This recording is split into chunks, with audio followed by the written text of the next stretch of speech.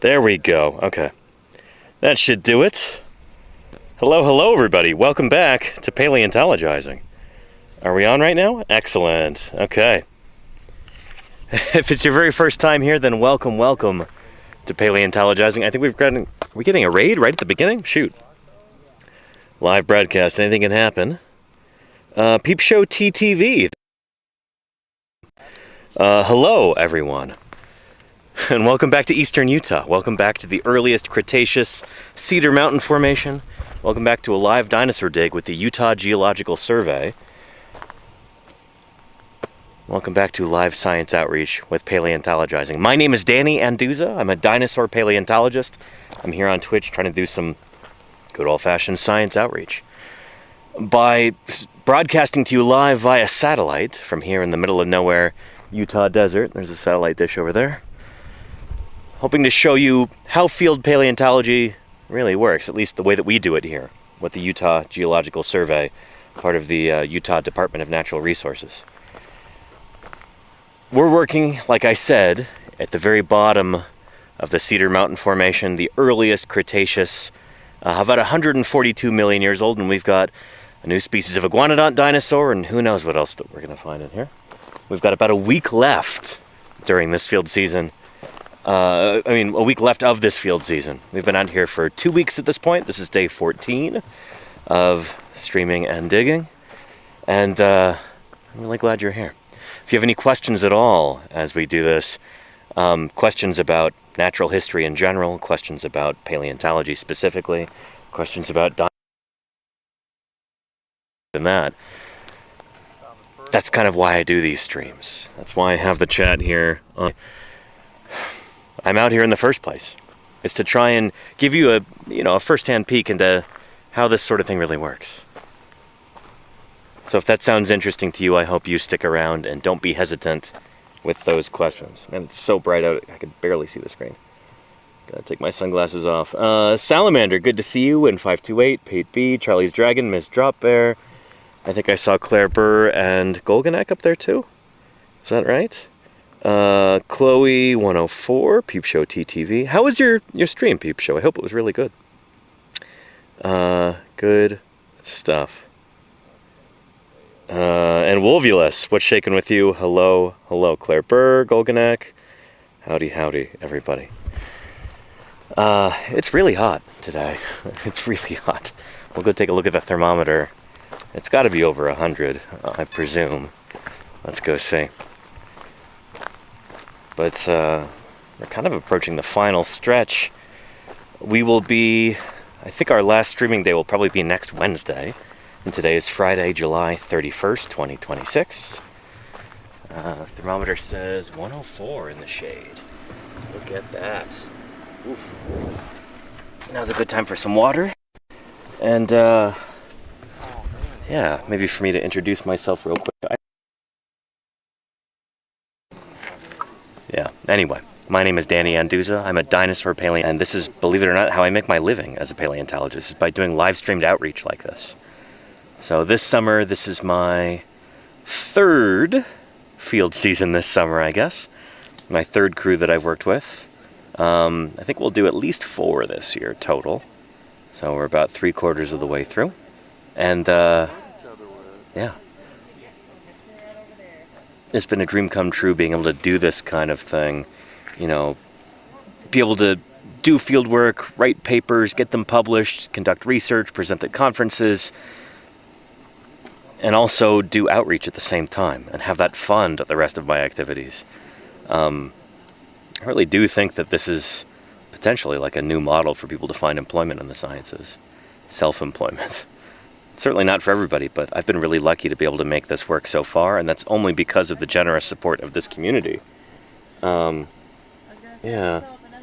And let's see who else is here in the chat. Some of these, if you highlight a message like that. Z-Boy G, hey, welcome. Sometimes when you highlight a message by tagging me in it, that means I can't read it. Just the way that this particular thing works. So I apologize if yeah, if I don't see your message right away, especially if you've highlighted it. Saw all of our usual bird friends. Very cool peep show. Hanging out with some modern dinosaurs. Excellent. And thank you, Ordos bassist, for subscribing. It's because of supporters like you that these things are possible. So thank you for that. And Zensational. How did you too? What's shaking? Yeah. Dark mode is not my friend. I kind of despise dark mode on pretty much every device, but it's literally unusable out here because it's too bright outside. Dark mode just, you can't see anything. So yeah, I don't know. Sorry if I seem bent out of shape about dark mode. It's just one of these things that I do not understand how people can use it. Like, I don't know. Maybe people are just living in dungeons or something, but like, it's too dark. I don't know.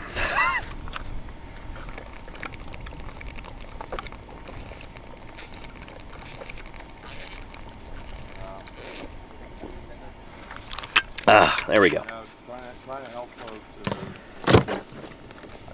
Get some more water soon. But yeah. Yeah. Digging free work. Nice, Order Spacist. Hey, appreciate you. Good to have you here. Let's go take a spin around the quarry real quick. We've lost Brother Ken. He took off this last night to go take care of stuff. He'll be back in a few days. We've got all the usual suspects here in the quarry. What are you looking for, Jameson? A new Sharpie. Gotcha, yeah. Yeah, it's tough. Writing on those jackets just tears them up. Yeah, and Kai is back now. Kai just got here last night. Yep. Yeah. Back for the last time. Yeah. Well, this time next week, we're going to be on the road heading back, so yeah. I have no tendency to be. It's our last Friday in the quarry, everybody. Yeah. And let's see. Hoping for a theropod. We do have some theropod teeth. In fact, Kai just found some theropod teeth this morning. Not here in the quarry, but elsewhere in the valley. So these critters are around, but yeah. Most of the bones that we're getting so far we think are iguanodont bones. I took a picture of this earlier for Blue Sky, but I'll show you. But here is just a handful of the jackets that we've gotten out so far. Don already took a bunch back to Salt Lake. So this is our current haul. We'll see what it's like by... One more. Oh, one more. Very nice. I don't know where to put it, though. Put it here. Okay. There we go. Nicely done. Adding to our clutch. They almost look like weird, deformed eggs. But, yeah. So this is probably less than half of what we found so far.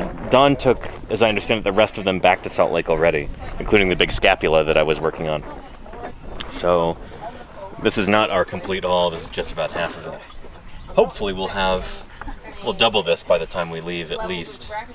But each one of these bones, we think that they're iguanodonts probably just by the numbers, but a lot of these we'll have to open up in the lab. Ethan will be sorting through some of these, identifying them, all that good stuff.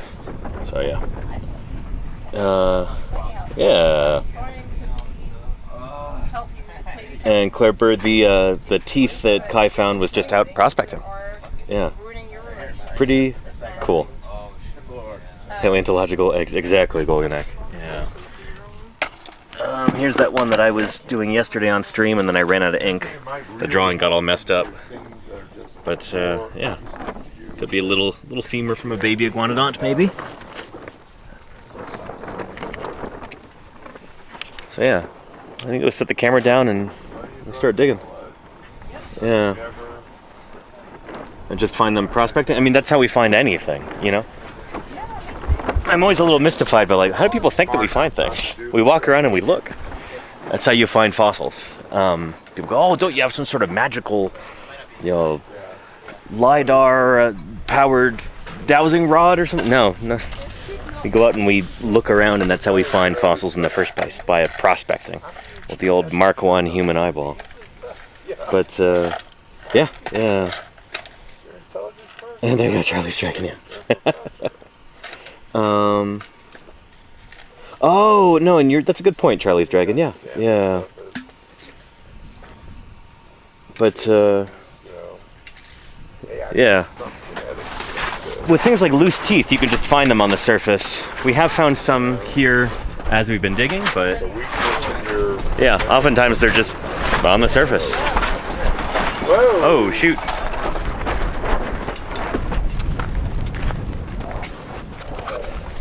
It doesn't normally blow from that direction.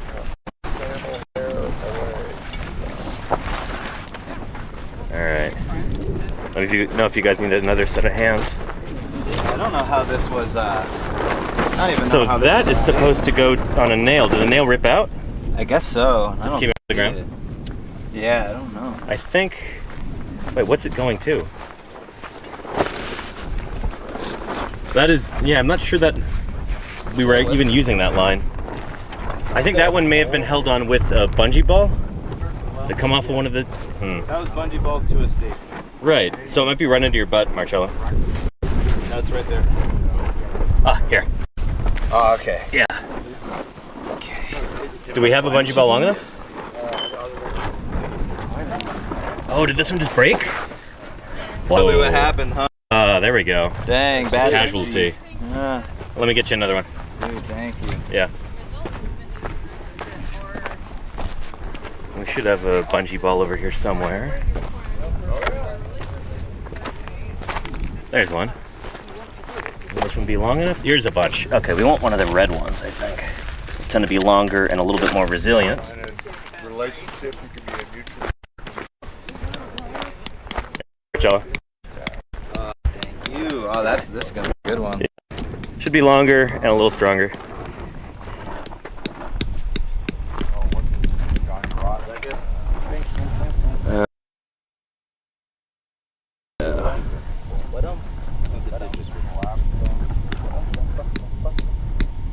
Woo, that's definitely definitely stretching it, honestly. That one? Shoot.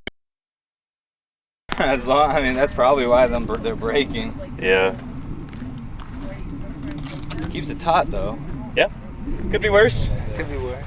If we want to, we could take that stake out and move it a little closer if you think it's at its limit, but that might be fine there.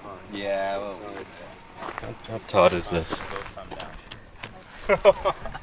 What is that, is that a G? yeah, it's like a G note. I know I make like a G flat.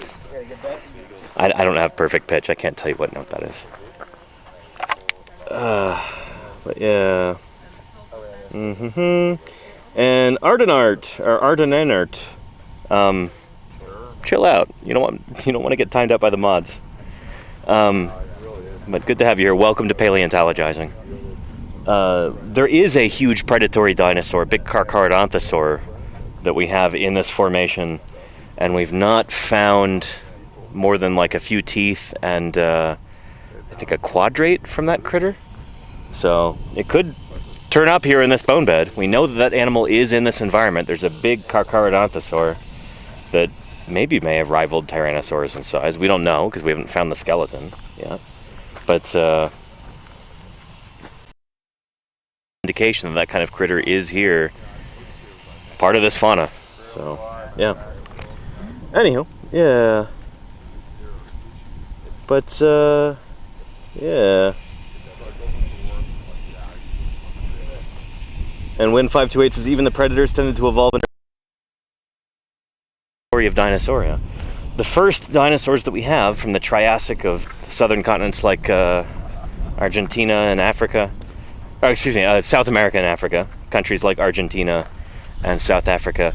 The first dinosaurs that we have seem to be predatory dinosaurs. Things like little Eoraptor. Only later did different dinosaur groups evolve herbivory. And the theropod dinosaurs actually do this a bunch of times, it seems. Later on in the Cretaceous, we get the ornithomimosaurs and the oviraptorosaurs and the therizinosaurs especially.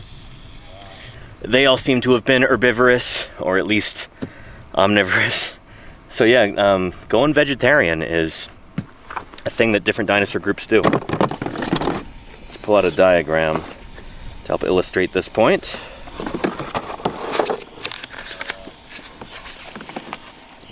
There we go. Lovely.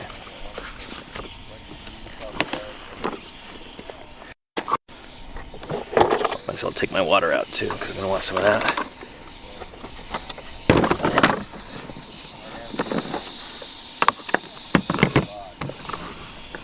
Come on now. There we are. Trying to do all this one-handed is not the easiest. So, the very first dinosaurs that we have from the Triassic, little things like Eoraptor, they seem to have been carnivores. We think that the ancestor of all dinosaurs would have been a little two-legged meat eater like this. And then as time goes on, dinosaurs become less and less like this. They specialize into all kinds of weird body shapes and sizes, different ecologies, different lifestyles, all of that. So, for critters as different as, say, Triceratops and, who is that? Probably Dreadnoughtus, I think that's supposed to be. And birds, they all evolved from a single common ancestor. It was just a little, bipedal, probably meat-eating dinosaur. Something a lot like Eoraptor. Eoraptor can't have been the first dinosaur because we know it's already kind of too derived. There would have been dinosaurs older and less derived than Eoraptor.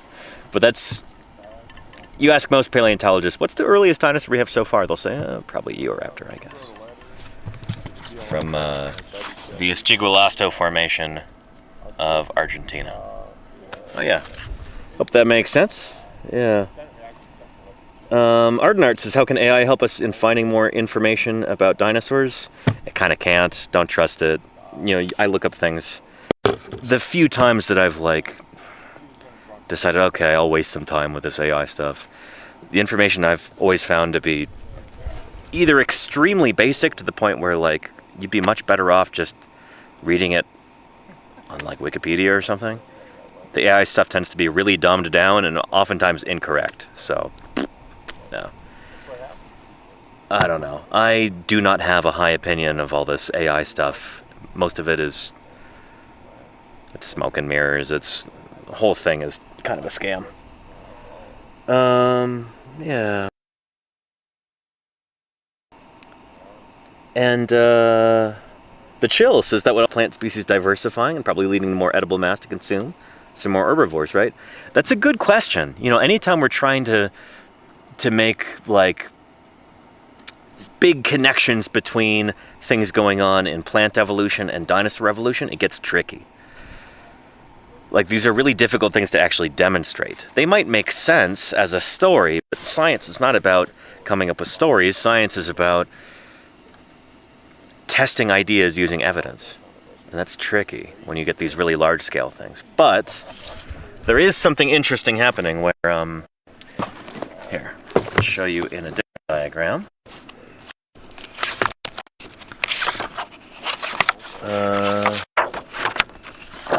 There we go. I guess, that one will work. So, Dinosaurs of Utah. Actually, there's another one that is printed a bit more vibrantly. I think better for our purposes here.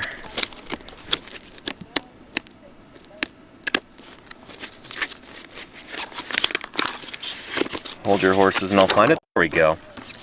That's a bit easier to read. So, here's different dinosaurs just from the state of Utah. We've got over 115 dinosaur species known from this state alone. Utah has, in many ways, the best record of dinosaurs anywhere in the world, from Triassic through the end of the Cretaceous. But it is right about here, I think, in the Ruby Ranch member of the Cedar Mountain Formation. So Aptian, Albion around that time. That you start getting flowering plants showing up in the fossil record. And that is a huge deal. You might go, oh, flowering plants. Who cares? Plants out flowers, what's the big deal? Holy cow, is it a big deal. It's 90% of plant species that you find today in the world are flowering plants. Angiosperms is what the group is called. So just about every plant you eat, just about every plant that you see around you, everything except for conifers and ferns, horsetails and cycads, is an angiosperm. And so that group didn't even exist until the middle of the Cretaceous period. And it's interesting that at that same time, when the angiosperms show up and start to take over and diversify, you get different groups of dinosaurs that seem to develop herbivory. The ornithomimosaurs and the therizinosaurs and the oviraptorosaurs may have all been herbivorous. You get the ceratopsians start to develop. You get the rise of like duck-billed dinosaurs around the same time. So there's a really good chance, I guess, that the evolution of angiosperms had a huge influence on the rise of different dinosaur groups. It's pretty cool to think about, You imagine a world without flowers, without fruit trees, without grasses. Imagine a world without grasses. That's the first half of the age of dinosaurs, Triassic through basically the middle of the Cretaceous. And then, in the late Cretaceous, flowering plants start to take over and probably had big effects on dinosaur faunas. So, interesting to think about. And Murph says, is there a mid-Cretaceous extinction event? There is. There are actually several. Here, we'll talk with Jim about this for a second. But yeah.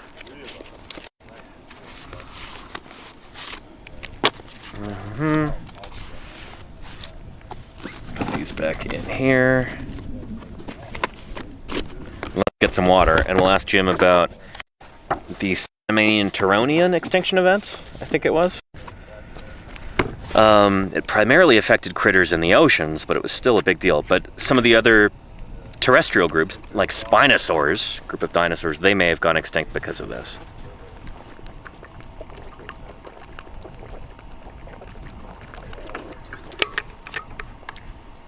All right.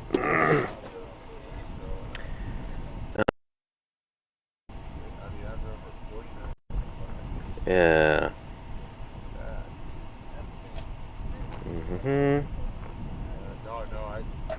And Art N says, but the future is AI? I'm not even convinced the present is AI. I think AI is not going to be around much longer. I think it's, in the same way that NFTs have disappeared and the metaverse and everything else. It's the same thing, It's a fad. There will always be, little bits of it around, I guess, but, the entire economy being structured around it, that's...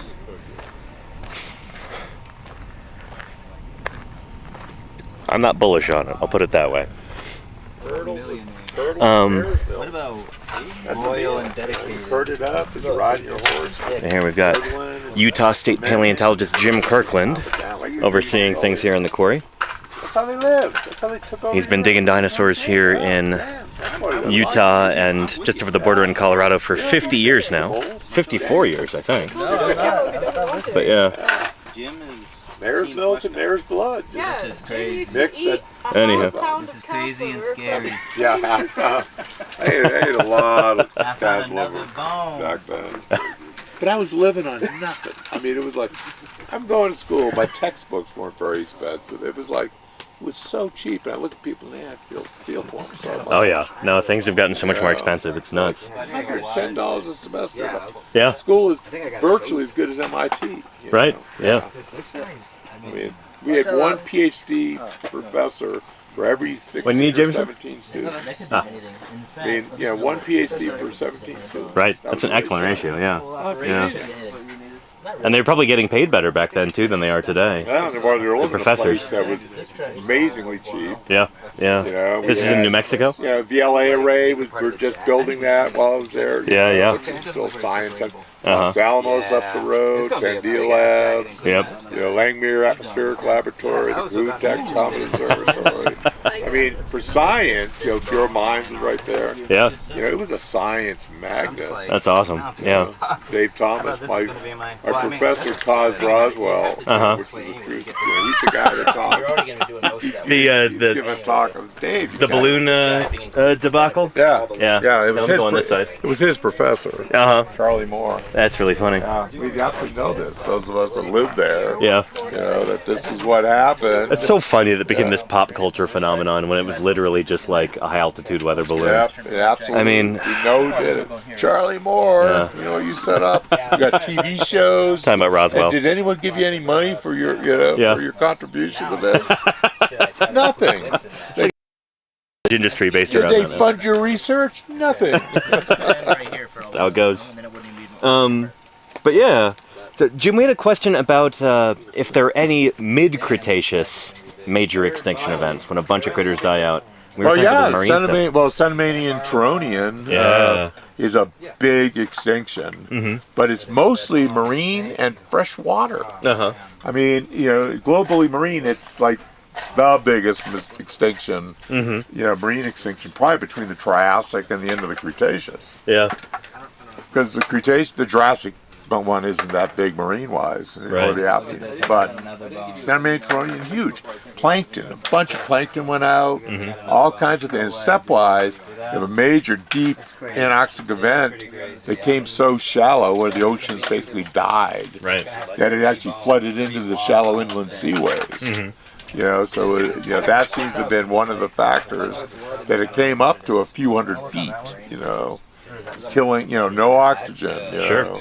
And yeah, no oxygen in the water, like nothing can survive in that. So your wave shorelines are okay, but you get into deeper water. Apart from plankton, what are some like taxonomic groups, vertebrates that we lose during that time? Yeah, well, we lose all the turtles that we get in here, and the Morrison, they all are replaced by other turtles. Interesting. Yeah, we lose all kinds of fish groups, a lot of the semionodids. Right, yeah. Lepidodes, those big semionodids. These armored dinosaurs. fishes, yeah. North America, we lose lungfish. Right. Vanish from North America. Uh-huh. I mean, it's freshwater aquatics, but fish, turtles. We probably are losing a bunch of crocodilians, but the record's not great. Interesting. Okay. Decrease the diversity. Because in the Dakota and Muscatatucket, just on teeth, they think there's 5 different families of crocodilians. Shoot, 5 families? Families, because the tooth morphology differences. Uh-huh. What the genera are and stuff, we can't We need tell. good body fossils Yeah. apart from just teeth for But that, yeah. there's enough diversity that, there's fauna lists. I don't make those. Uh-huh. They look at crocodilians. There's like 5 kinds in those levels. Yeah. Not as many once you cross that boundary. But the terrestrial stuff, like lizards, don't change that much. Right. Mammals don't get hit much, and even dinosaurs. The turnover in dinosaurs is more Muscatatucket. In early Cenomanian, basal Cenomanian, which is a long period, it's like 5 million years plus before this extinction, and that's because of the opening of the Alaskan land bridge. That's an immigration-induced extinction, like what happened in South America. We wiped out our local endemic. Dinosaurs, tyrannosaurs go out. A lot of groups go out. But they're endemic. Sauropods go out. North America. Why? 'Cause And I think that's... there's a lot to learn. Right, yeah. But it's a turnover of note. But we can tie Alaska to it. But change oceanic circulation pretty good all of a sudden. Yeah, you got a land bridge that no shows up. connection. And, the Arctic Ocean and the North Pacific no longer are part of the same province. So it's, yeah. Thanks, Jim. Yeah. No, it's... That's one of the things is that, like, there's so much left to learn about every aspect of, like, paleobiogeography in the Mesozoic. It's...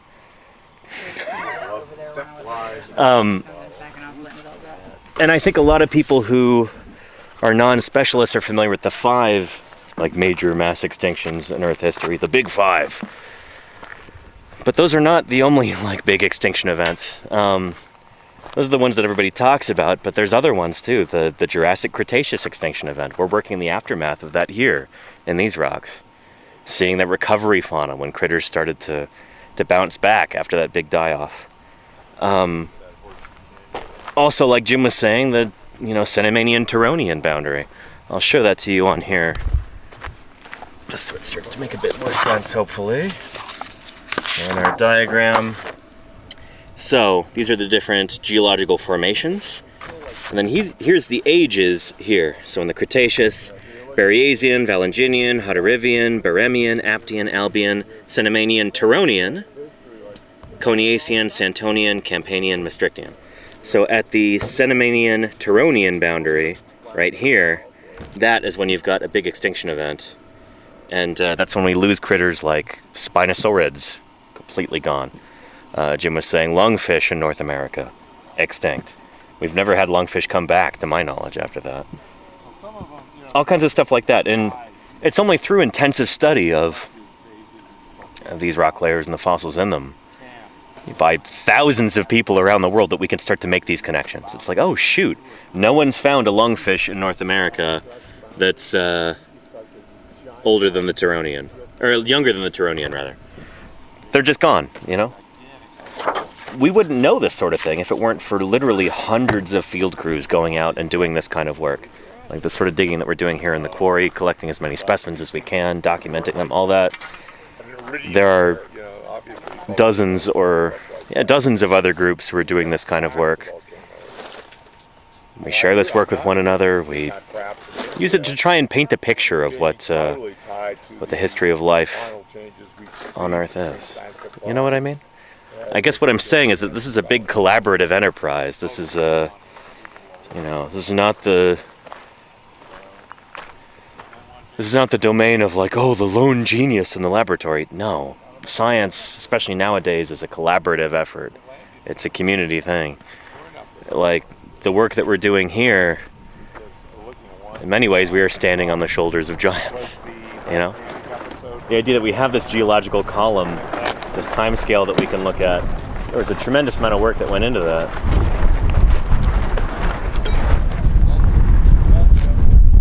Let me grab that before it blows away. What was that? Don't want to be littering here. That bag right next to there? Here it is. Yeah. Cherries. Oh, the cherry bag. Well, it's blew away. That's okay. Thank you, Danny. Yeah. Get it down. I've got some tubs. I got a place in there. All right. Nice. You got it? We had a dust storm or a big windstorm. Took everyone's tent down. One of my first times. And State paleontologist. let's see. And we had like dozens of tubs like these up at our site, which was up on a ridge. And the storm, we had There we go. Let me catch up to the chat here. Sorry if I don't seem the most energetic for today's stream. It is hot out. 107 in the shade right now, according to this thermometer. Let me move this a little bit further away from the tarp. I feel like we're getting some heat bouncing off that. Watch, the temperature's going to drop now by a little bit. But 107 Fahrenheit in the shade. Now it's going up? Okay. Yeah. Anywho. And I think somebody was asking about the depth of these rocks and them being Cretaceous. And let's see. Yeah, somebody, maybe it was the Chill, was saying, like, how weird is it that, like, these rocks are 142 million years old and they're right here on the surface? That's the beauty of erosion. Here.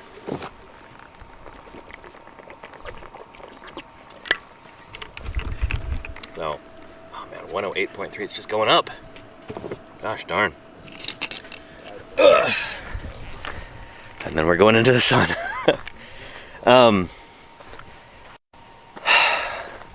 This is something that I talk about a fair bit, and I feel like, and I wish this sort of thing were taught in schools better, so people would understand it, because it just clicks when you're explained it. Kind of basic geology with sedimentary rocks. Sedimentary rocks are made of sediment that gets deposited and it compacts and eventually turns into rock. So sandstones, mudstones, siltstones, and clays, limestones, those are all sedimentary rocks. And those are the types of rocks that you find fossils buried in, because that's the sort of thing that buries stuff. Igneous rocks are volcanic. They're spewed up by volcanoes, that kind of thing. Well, you know, lava can bury stuff for sure, but that's not where you're going to find fossils. You know, organisms tend to burn up when exposed to lava.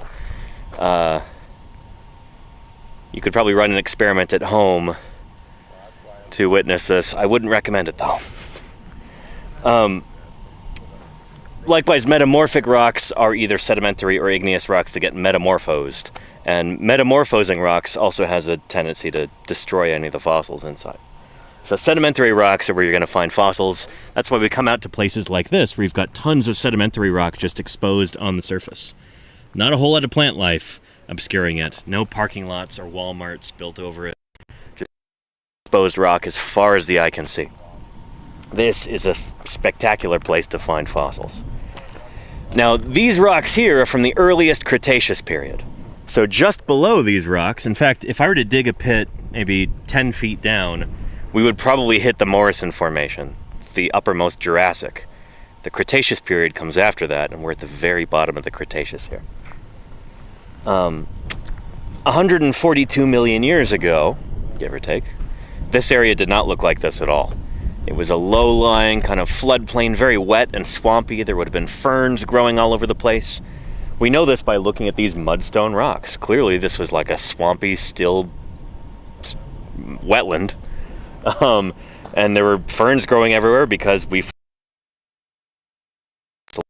fossilized there in the rock. The environment this was like. Now, sediment was being deposited here. Occasionally you would get like a flash flood, or a river would overflow its banks and then deposit a bunch of mud over the swamp. And so that's why we have all these things buried here. But that was when it was a depositional environment. Sediment was being deposited. You had mud and silt and just gunk just being laid down here, being deposited. Depositional environment. Now, 142 million years later, the middle of North America has been pushed upward, so this is no longer a lowland. We're at like 4,000 feet elevation here, give or take. So what was once a low-lying depositional environment is now a high-up erosional environment. And so there were rocks that would have been overlaying this that would have been younger, and those have been eroded away. You can actually see that along the valley rim around us. You have rocks that are younger and younger and younger the higher up you go. It's just kind of basic geology. We're really lucky here that it's actually unique. This is a really, really special place. This is the only place in North America where rocks this old, from a terrestrial environment, from the land, are exposed on the surface. So this is the only place in North America where you can find dinosaurs of this age, here in southeast Utah. The Cedar Mountain Formation, this is the series of rock units that encompass our site here.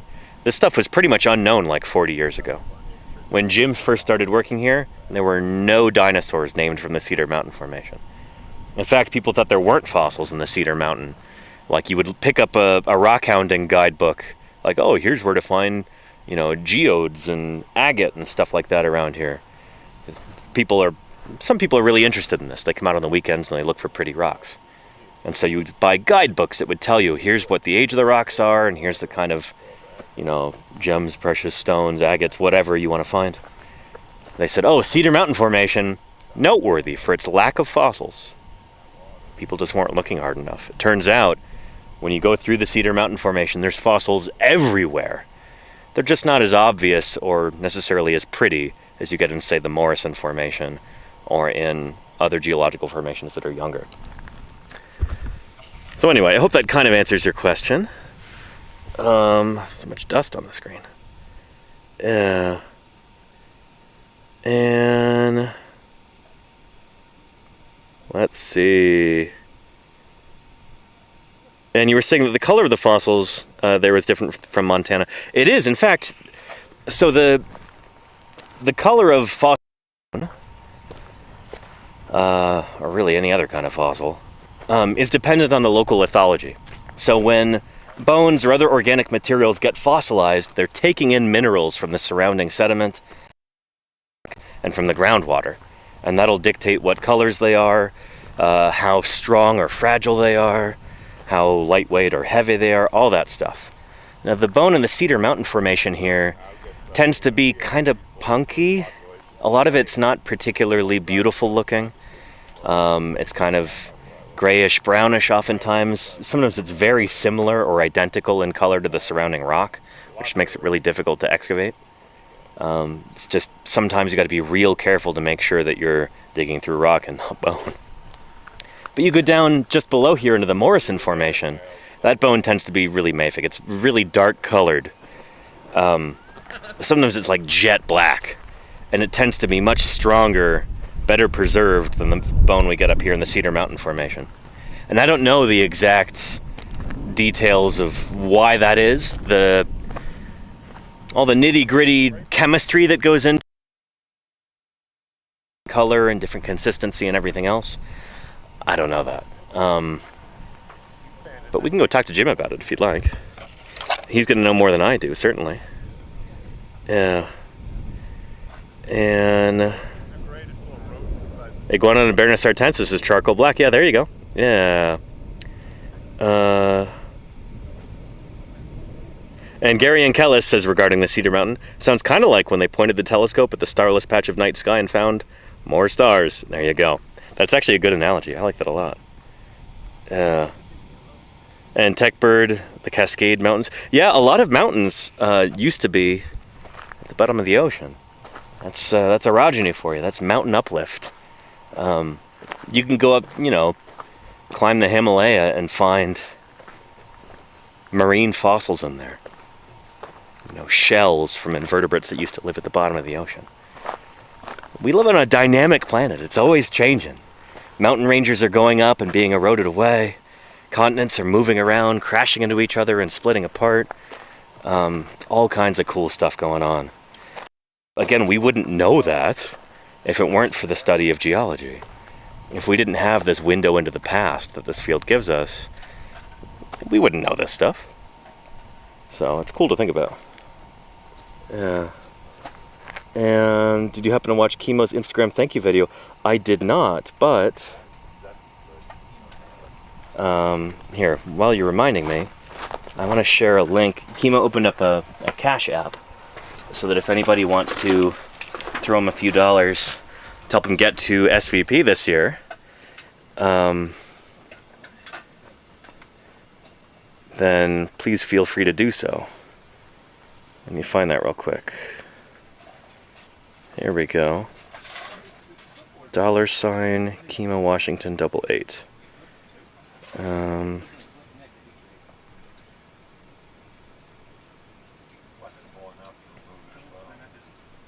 Chemo Washington 88. There you go. Excellent. And who knows, I might even be doing an interview with Chemo at some point just to help him fundraise for that. So yeah. Anywho, yeah. Hey Jim. Yeah. Can we ask you about diagenesis? Why the fossils here in the Cedar Mountain are a different color, and they're just different from what we find in the underlying Morrison Formation? Yeah, the Morrison, there's a lot, the brushy interval, the upper half of the brushy in this region. That's a subset of the Morrison Formation. it's And by the way, the upper half. the Morrison, just for anybody trying to follow along at home, if you've never heard this before, that's what Jim calls it Jurassic Park sometimes. Yeah. You've got all these famous Jurassic dinosaurs like Brachiosaurus, Stegosaurus, Allosaurus, Diplodocus, and all their friends in the Morrison. And there's fossils everywhere. Yeah. Like, keep out of the Morrison. Let's focus on this because it's right under us. Yeah. We actually have some. Go over there. Right, yeah. Stay away from all those easy ones. But there's so much volcanic ash in the upper, the whole thing, but the upper part, the brushy basin member, Yeah. serves dinosaurs real well, Mm-hmm. But and when volcanic ash comes down, it's glass. Yeah. It's powdered glass. And if anyone looks at old glass, how it looks powdery and whatnot, glass is not stable at normal Earth surface temperatures and pressures. Right. So it breaks down and it microcrystallizes into basically chert, which is a microcrystalline form of quartz. And when that does that, but volcanic glass is dirty. It's materials that you get in volcanoes. They're not just pure quartz. So it breaks down and forms. First wave is smectite, these swelling clays. Yeah. It can really absorb water. But those clays, when they form, there is still a lot of excess silica that goes into solution. In fact, it buffers the system, so silica wants to go somewhere. Sure. And it'll replace or fill in what organic stuff was. Yeah. Any void space, here's a place I can get out of solution. So is that how we're getting good preservation in Morrison bones? Well, a lot of it silica? because there's a lot of silica available. Yeah, Tin lead okay. too. Uh-huh. A lot of these things, or they're preserving, because carbonate can permineralize as well in certain settings. So when you have these soils that have carbonate nodules, and they make it sometimes more difficult to prepare, but the carbonate can help preserve things, and that happens in the ocean as well. Some of the marine reptiles, if you look at Britain, they're prepping on these really hard rocks, but this stuff is exquisite. It just takes skilled preparators. That's why that's such a important profession for this stuff. You don't sit there and just whack on those off. I just use my hammer and prep out an ichthyosaur skull. Right. Yeah, you'd be screwing. But Morrison's full of silica. This stuff, you'll wonder, why is the bone so punky and difficult to work here in the rock? Because it isn't that bit of carbonate, maybe a trace of iron in it. It's not mineralized to the degree we see in some of the other formations. Does that mean that there's potentially more organic material in these bones than in Morrison There bones? could be more organic. There's a lot of stuff that we still haven't been done, with this stuff. As Ed's been looking at some of the stuff in here and finding bacteria. Right, yeah. We're looking at the rotting history of this stuff, which is really interesting. But a lot of the levels we see in the sea mustn't touch it. The bone is gorgeous. I mean, if you've looked at bone from the mustn't touch it, it's like, it just weathers out and looks like it died yesterday, except it's jet black. But the surface detail is amazing. Pete Makovicki, when at the Field Museum, took him out there on a field trip, and he's like, "Does anyone work on this stuff?" I said, "No, Pete, no one's doing the dinosaurs." So that's when him and Lindsay started working together, like, let's go play in the mustn't touch it. Right, yeah. It's, it's like, I like the mustn't touch it, but I like this too. There's a lot of work that needs to be done. But here, the rock isn't that hard. The fossils are real important. Some of the fossils are harder and better preserved. It may be that it rotted more. It was laying out in the, but this was a marsh. Right. So it had been laying in the water, in the muck, for a long time before final burial. And, bacteria and things would get to it. So it may be that some of this bone is more funky because it's partly rotted. I know people that are like, I don't believe in wet rot. If you do paleo, I don't believe in wet rot. No, wet rot. Oh my goodness, okay. I'll say, excuse me. You know how much we've seen of that? No, wet rot. I mean, that's absolutely a thing. Like, it's a dinosaur. Rotted off. We get this sometimes. Oh yeah.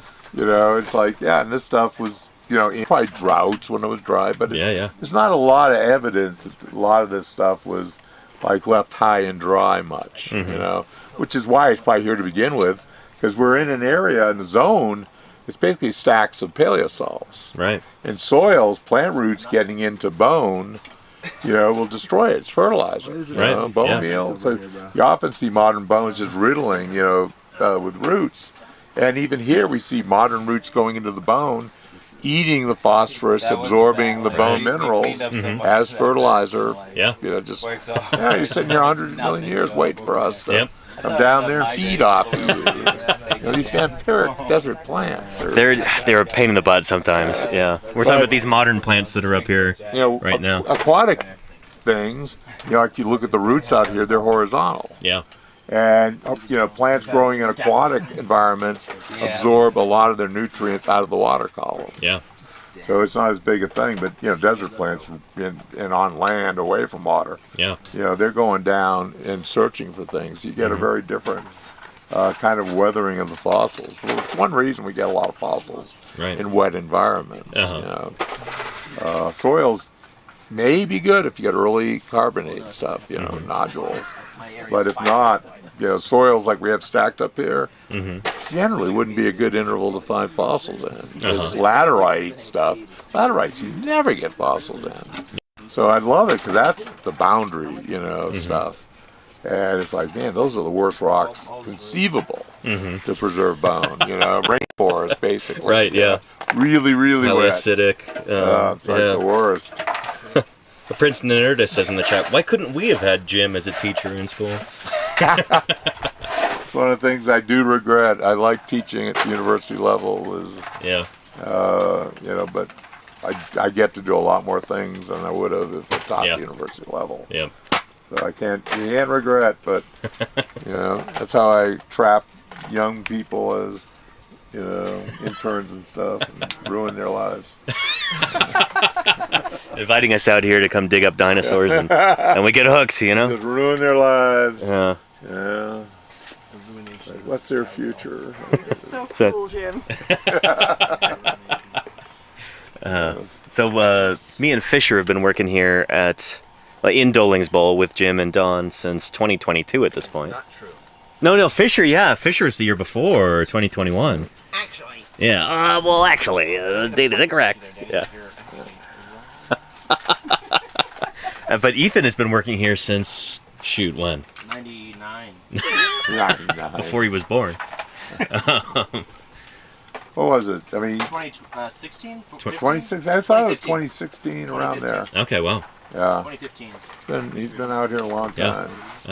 Laura, this is her second year out here. This is indeed, yes. Yeah. And Marcella, how long have you been working with Jim and Don? This is my second year. Second year. Oh, okay, yeah. Last year was your first. Yeah, Shoot, okay. we had Lori's site. We worked together. Lori's. Yeah. That counts, but that was in 23. Yeah. And how did you hook in? You knew Josh, or? Yeah, I was working with the Prehistoric Museum since 22. Yeah. So yeah, I had a whole field season with them in various parts of Utah. Sure. And was real comfortable with them by the time I got to Lori's. For everybody else in the quarry, it is their first year here. So Kai and Crystal and Jameson, this is their first year here. And I see you there in the chat, Doug. Let me go say hi to the boys for you. Hope you're doing well, Doug. We miss you, man. Hope you and Edie are having an excellent day. That ended up, We've got Doug in the chat saying hi to everybody. What's up, Doug? What up, Doug? What up, Doug? Like really remote. What up, Bone Man? For me. So, Say hi to Edie for us. Yeah. Tell her bark from all of us. Were you already in Colorado then? Yeah, I was. But, I had already been tour guiding at Dinosaur Ridge. What? Did an internship. You gotta be like, What was the Doug's Venn diagram? I can't say that on screen. So let me take the camera away for a second, then you can talk. To Denver. Between Denver and USUE trips. Anywho, put this back on. Gosh darn it. There we are. It is too hot out here. Oof. Can't even do a proper. It's just too hot. And yeah, too hot. That's our thermometer say. Ooh, 111.4. Not too shabby. I think that might be a record. Actually, here. What's it say right here? Yeah. Oh, that only says 106. Interesting. I guess because it's under the shade tarp. See, that's the difference this can make. I've got this shade tarp here, so we're in the shade. My solar battery, my gearboxes.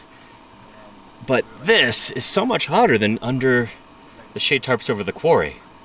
You can see the system that Dawn DeBlue has developed over years and years keeps things significantly cooler, which is nice. Yeah. And is the gearbox lid warm? Yeah, it's warm, for sure. Yeah. But yeah. If you got any questions, do not hesitate to ask. Brave the heat for you. I'll walk around and talk about this stuff. And then I don't have anything super pressing to do in the quarry right now, and it's really crowded over in that corner. I'll go and dig eventually, but I kind of want to draw this out a little bit more. So if you've got questions, I've got answers. Yeah. And are you finding more plants or roots in Jim's place versus Ethan's bowl? Definitely not. We definitely found a lot more in Ethan's wash. Good question, Ed. Yeah. It's interesting. Like, I would find Tempskia stuff left and right over there. But, caveat, I think we're digging higher in section. Again, we just reopened this site after a decade or more. I think we're still digging too high to find all the fern trunks and roots and what have you. Yeah. And Murph says, do we know if mineralization is primarily microbial or chemically driven? I don't know. I don't pretend to know much about diagenesis. It's a good... I'm sure it varies depending on what ecosystem you're in. What are the local conditions, you know? I'm sure it depends.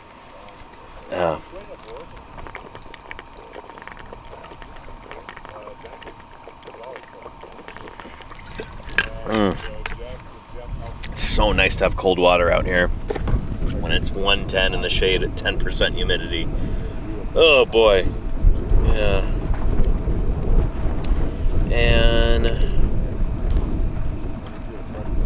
let's see, in Akira Eclipses, could you explain why the period where dinosaurs were alive is divided into Jurassic, Triassic, etc.? Yeah, we can talk about that. We can talk about the geological column. We can talk about... let me set this down. Take this for a minute. There we are.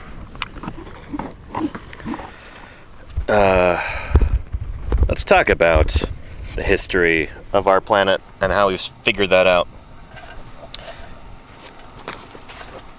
Let's find a nice visual aid here.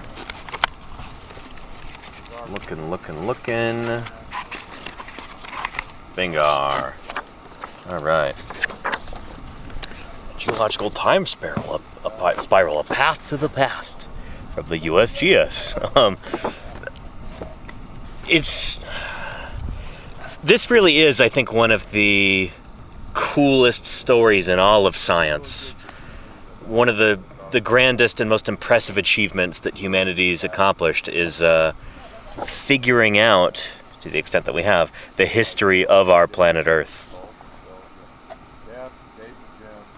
By dating zircons in rocks, so like these little crystalline structures that have radioactive isotopes locked inside that decay at a known rate, kind of like an hourglass, we can determine how old certain rocks are. And the oldest rocks on our planet have been dated to about 4.6 billion years old. Or no, actually, hang on, they're a little bit more recent than that. It's like 4.4 or something. But by dating asteroids, meteorites, things like that, which seem to have been formed at the same time as the Earth, we put that number at about 4.6 billion years old.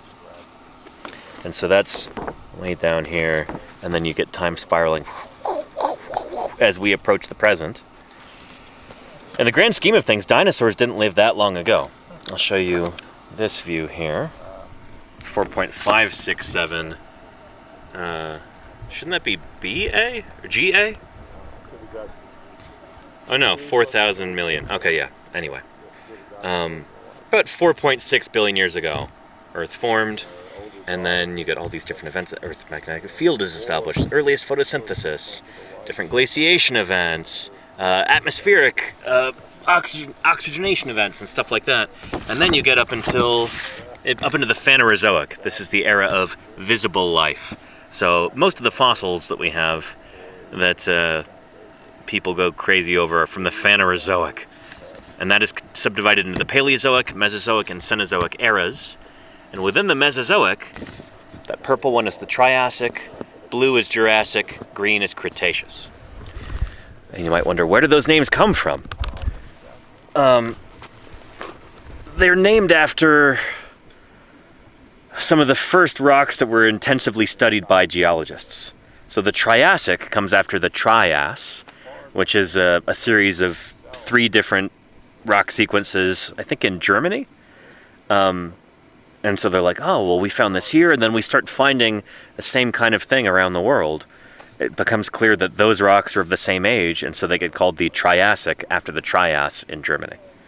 The Jurassic is named after the Jura Mountains, or Jura Mountains? Also in Germany. So some of those mountains there, those date back to the Jurassic. At least the rocks in them. The mountains themselves being uplifted is probably later. But those mountains contain rocks from the Jurassic period. And those rocks contain certain fossils. And when you find those fossils elsewhere around the world, you kind of know that they're the same age, or at least you can suspect that, and then you find other ways of testing that to confirm it. The Cretaceous is kind of a weird one. As I recall, it's also German, but it comes from a German word for chalk. I think it's like Kreide or something. It's chalk. And so that got anglicized or Latinized, I don't know, into Cretaceous, meaning chalk-bearing. And so some of the really chalky rocks like the White Cliffs of Dover in England those are of Cretaceous age. And so that's how that got its name. Does that make sense? Yeah. Anywho. Oh, in France. Oh, thank you, Wolvulus. The Jura's in France. Thank you, thank you. Yeah. And yeah, Kreide. Thank you, Mighty Draz. Excellent. And Big Mo says, is there a site that will show which area was land or underwater in a different period? Yeah, it's at what, dinosaurpictures.org? The Ancient Earth Globe? You can check that out. If I were back at home in my office, I'd just pull this up and show you. But I can't do that here. So check out the Ancient Earth Globe. We should have a command for that, I think. Thank you, Charlie's Dragon. Beautiful. Yeah. So that's really neat. You can go through to there's a drop-down menu. You can pick different times in Earth history, and it'll show you a rough approximation of what the continents would have been like, where they are, which areas are underwater and which are dry land, etc. It's really cool stuff. And that's important for understanding all kinds of things. Whew. 109. Oh, temperature's dropping. That's good. There we go. So earlier in the summer, when I was working in Wyoming and then Montana, we had to contend with this. This is a map of North America. This is supposed to be about 70 million years ago. And during that time, there was this big seaway that cut through the middle of North America. I suspect it should go all the way down here. I don't think these were actually connected at the time. But anyway, here is Wyoming right here, and here is Montana.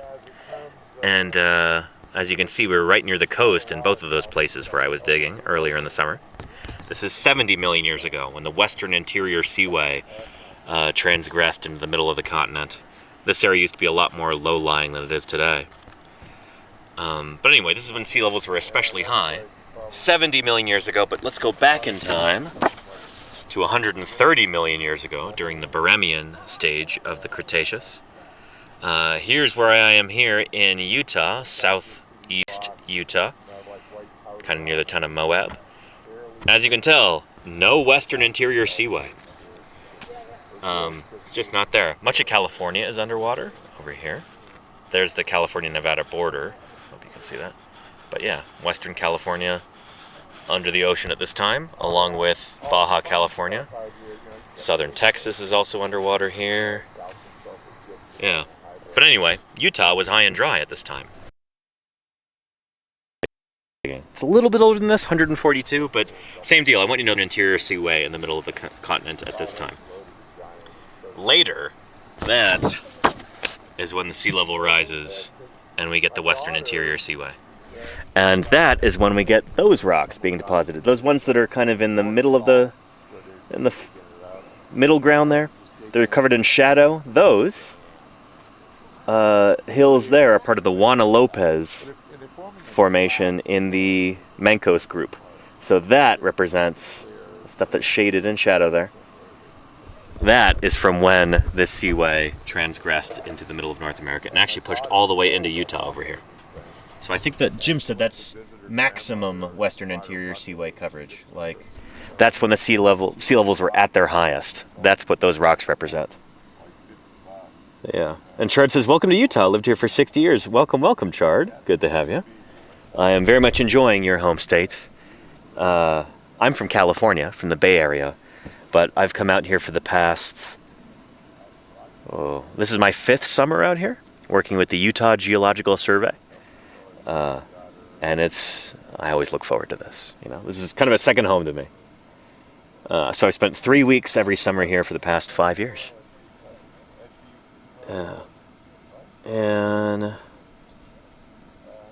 And Pate B says, are riverbeds pretty much the only aquatic places one might find fossils in? And would it only be by sifting through silt? I'm trying to understand your question, Pate B. You mean if you're looking for fossils in the modern day, like you're walking around today looking for fossils, you want to find them in water, would you only find them in rivers? Is that what you mean? Answer's no. Yeah. I could take you up to places in Montana that are underwater now that have tons of fossils in them. Because those areas, well, those are rivers that have been dammed. And, yeah, I'm thinking of like Fort Peck Reservoir in Montana. But you can find fossils at the bottom of lakes. You can find them in springs and various, what would be the Floridian equivalent of a billabong? Florida is kind of famous for having all kinds of fossils that people can find underwater. Florida has such a high water table. The whole state is so low in elevation that often, in order to get to spots where you get sedimentary rock being eroded away, you've got to get down into the water to find them. So that'll be rivers, lakes, springs, etc. Yeah. Yeah. And Sievert says, are there areas here or elsewhere in Utah where you can see a fossil pattern of sea plants and land plants in alteration across portions of the rock strata? Literally right here. Yeah. So here in the Cedar Mountain Formation, we get land plants. And you go out there to the Mancos, the Juana Lopez Formation there. And I don't know if you'll find many ocean plants, because the ocean's not really the best environment for plants. You will find photosynthetic ocean animals, like phytoplankton, preserved as fossils there, for sure. And maybe even some kind of oceanic plant. But the thing is, seagrasses hadn't evolved yet. We don't really have grasses from the Cretaceous period. So seagrasses are out of the question. They would be millions of years in the future. Yeah. And that's really cool. Is that Chard? Sorry, your username is almost the same color as the background. Yeah, Chard, I did some work in St. George last spring. And oh man, look at those.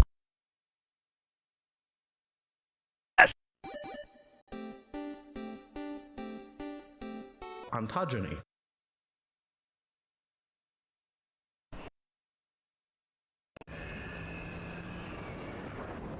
With site. Andrew Milner there of emergency fossil dig where the city was gonna bulldoze a. So we asked people from near and far to come help out, donate, volunteer, just do whatever they can fossils and collect them before it was too late. And then the city realized, like, oh shoot, people really care about this, huh? Maybe we should change our did. But anyway, you've got a really cool full of fossils, especially tracks, dinosaur footprints of cool crocodile relatives that lived at that time, and swim tracks from fishes and stuff like that. It's a wonderland for paleoichnology. St. George is a special place.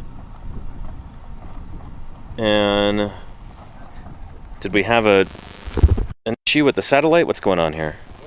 Are we back? Oh goodness. Stupid thing.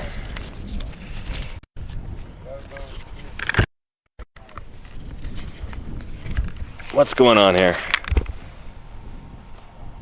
Oh, it's just a stutter. Oh, okay, yeah. Goodness. People say that and I think it's a black screen, you know? Yeah. Anywho, yeah. But if any of you are near St. George, Utah, definitely go to the museum there. The St. George Dinosaur Discovery Site Museum is unique in the world. They've got things you can't see anywhere else. It's a really special place. And if you're interested in getting involved with paleontology, that's a great way to do it. Holy cow, they take volunteers. You can do excavations there. You can clean fossils in the laboratory. There's your chance to meet paleontologists and, you know, jump head first into fossil science. Yeah. And dig's going well, Max Devlin. We've got a week left here. Yeah. And let's see. Chard says, have you worked out in Vernal? I've done some live streams from Vernal, and I have some friends who live there and work there in Vernal and in Jensen, where Dinosaur National Monument is. But I've never actually done any work there. But man, it's a cool place. I love Vernal. That's one of my favorite places in the world. I love when a town they really embrace their local fossil heritage and get kind of goofy with it. So all kinds of street art and sculptures and statues and road signs and all kinds of stuff that are all fossil themed. I love that about Vernal. Yeah. And Prince Nanerda, we just talked about this yesterday. Shoot, I just asked Fisher this question yesterday. How long did it take after the KPG for mammals to finally get big? And the answer is about 10 million years. After that asteroid hits and the tiny little mammals just happen to squeak through, they just barely survive. Something like 90% of mammal species died out at the KPG. At the Cretaceous-Paleogene boundary at the end of the age of dinosaurs. Mammals, our ancestors, survived, but just barely. It takes them about 10 million years to get from the size, a squirrel to the size of like a rhinoceros. It took maybe about 300,000 years for them to get to be like the size of a small dog. But yeah, small to tall, exactly. Yeah. And what are some good places and areas up around Provo Lake? So Provo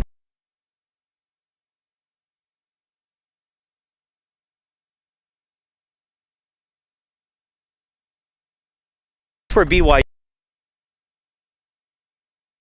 You've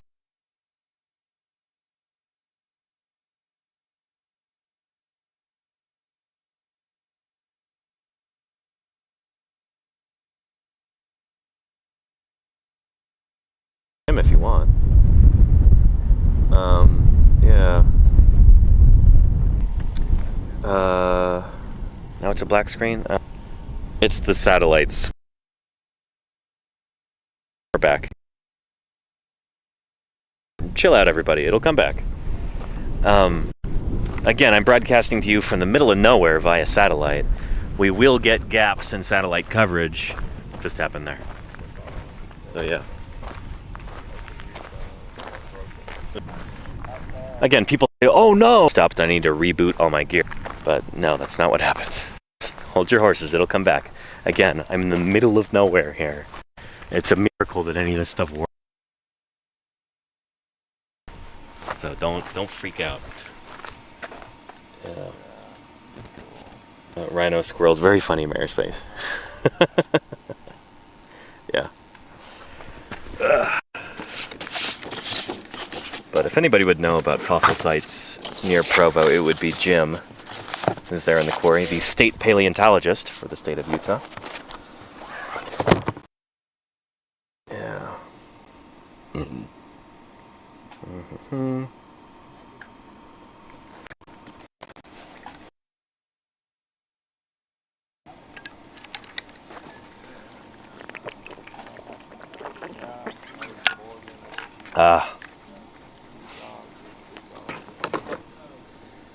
Yeah. The don't panic emote comes in handy. There you go, Mayor Space. Thank you. Yeah. Anyhow.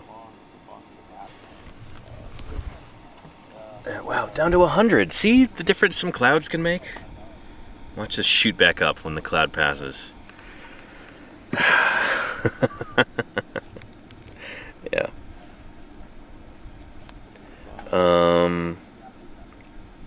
And Chard, TV show about farmers. Yeah, that's, I don't know. Under U.S. law, fossils that come off of private land. But that's not what we're doing here. So, given that I'm working with the Utah Geological, we're digging on public land, federal land, Bureau of Land Management administered land. So all the fossils that are found here belong to we, the people of the United States, you know? These are not anybody's private property.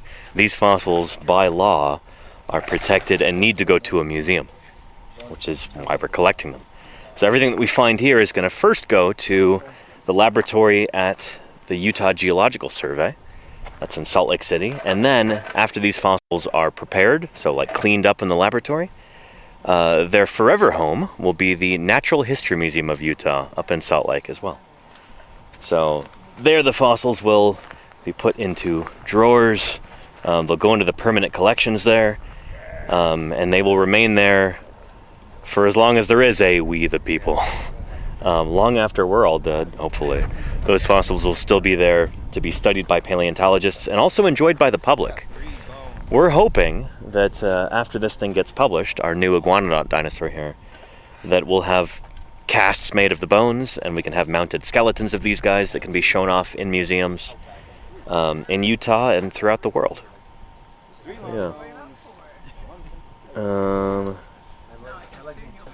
Yeah. And there you go, Miss Hire. And the chill says most of Utah is BLM land. There is a lot of BLM land here, yeah.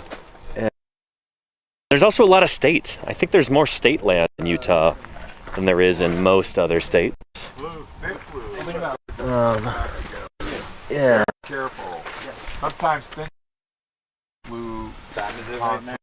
324. Thin blue and the crumbly stuff. Let it set. And thick blue. Jim, would you care to say a few words about land here in Utah versus state land and all that? Mm-hmm. Well, you hear numbers thrown out by politicians, and I don't. Yeah. I should have the numbers. I have to admit. Yeah, I'm definitely not a numbers guy. But you hear bandied about quite a bit. Like 60 is federal.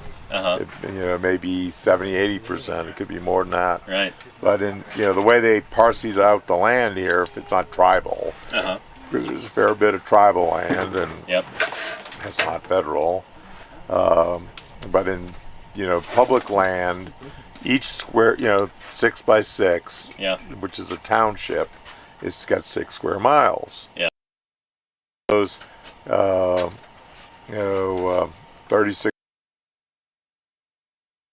intervals, 4 are state land. Huh. So that, Ninth, right? yeah, if you go to Iowa, west, when they first did it, 1 section was the school section. Right. But Utah basically ends up with 4 schools, as does Nevada. 4 sections of state land for every township. 36 by 36. So it's a pretty good hunk of state land, and out of the federal, and of course, that money is for the kids. Right. Yeah. Yeah. So like any money that's made on state land goes toward the school. And of all the major Utah raptor skeletal sites, state land. All right. Amazingly coincidental. Which is cool because Utah raptor is the state dinosaur of Utah. Neat coincidences there. Holotype locality, the Mega Block, and Dalton Wells are all state land. Nice. Can you explain maybe to anybody who might be not from the U.S. or they're not familiar with this history, why is there so much federal land here? Like, what's the story there? Well, the settle in the West, it was basically there was incentives when they first started, land policy when they were trying to get people to settle the West. This is like the 1860s? Yeah, and then the West, even earlier than that. Yeah, okay. The West was like Ohio, Michigan, that was the West. So they're trying to get people to homestead and set up land, and figuring a township was would be small towns. They have 36 square miles, and you could settle and claim land, and one of those sections was to make money for the schools for that township. Yeah. But basically, as you move further and further out here, there's a much smaller percentage of land that's being farmed on. It's very different, a lot more grazing. Yeah. This is not really good land for farming, as you can tell. It's just extremely dry. So basically, the U.S. government was giving land away, basically, to settlers at the time. And nobody wanted this land. I mean, bottom land, a lot of private land along river bottoms and things. So where there's water, people wanted that land but Yeah, that's why when people say, "Oh, these are, dinosaurs from private land," it's like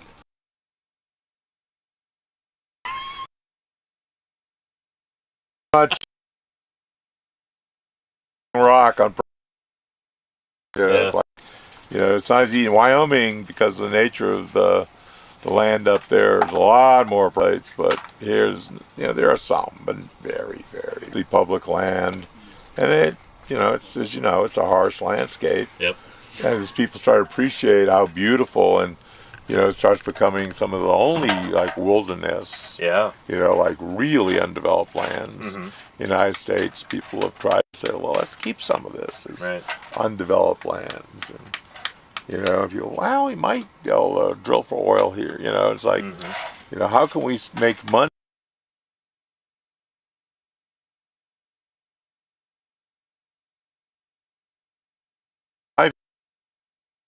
Land, interpretation, and develop, interpretive things where people can come out and see the real deal. Right. Let's put, exhibits on some of these areas, talk about the stories, and develop tourist infrastructure long term. Not on everything. It's like, dawn of the Cretaceous. Just take eastern Utah, Green River all the way to the Colorado border, Book Cliffs all the way down the river. And we're not looking at that.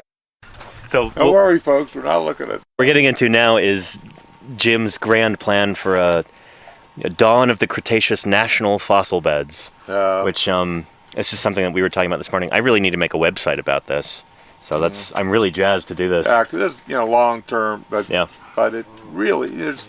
It's unique in the world. Right. We're not looking at this is just another Morrison site. No. Though we still have some Morrison sites that deserve that kind of status too. Right.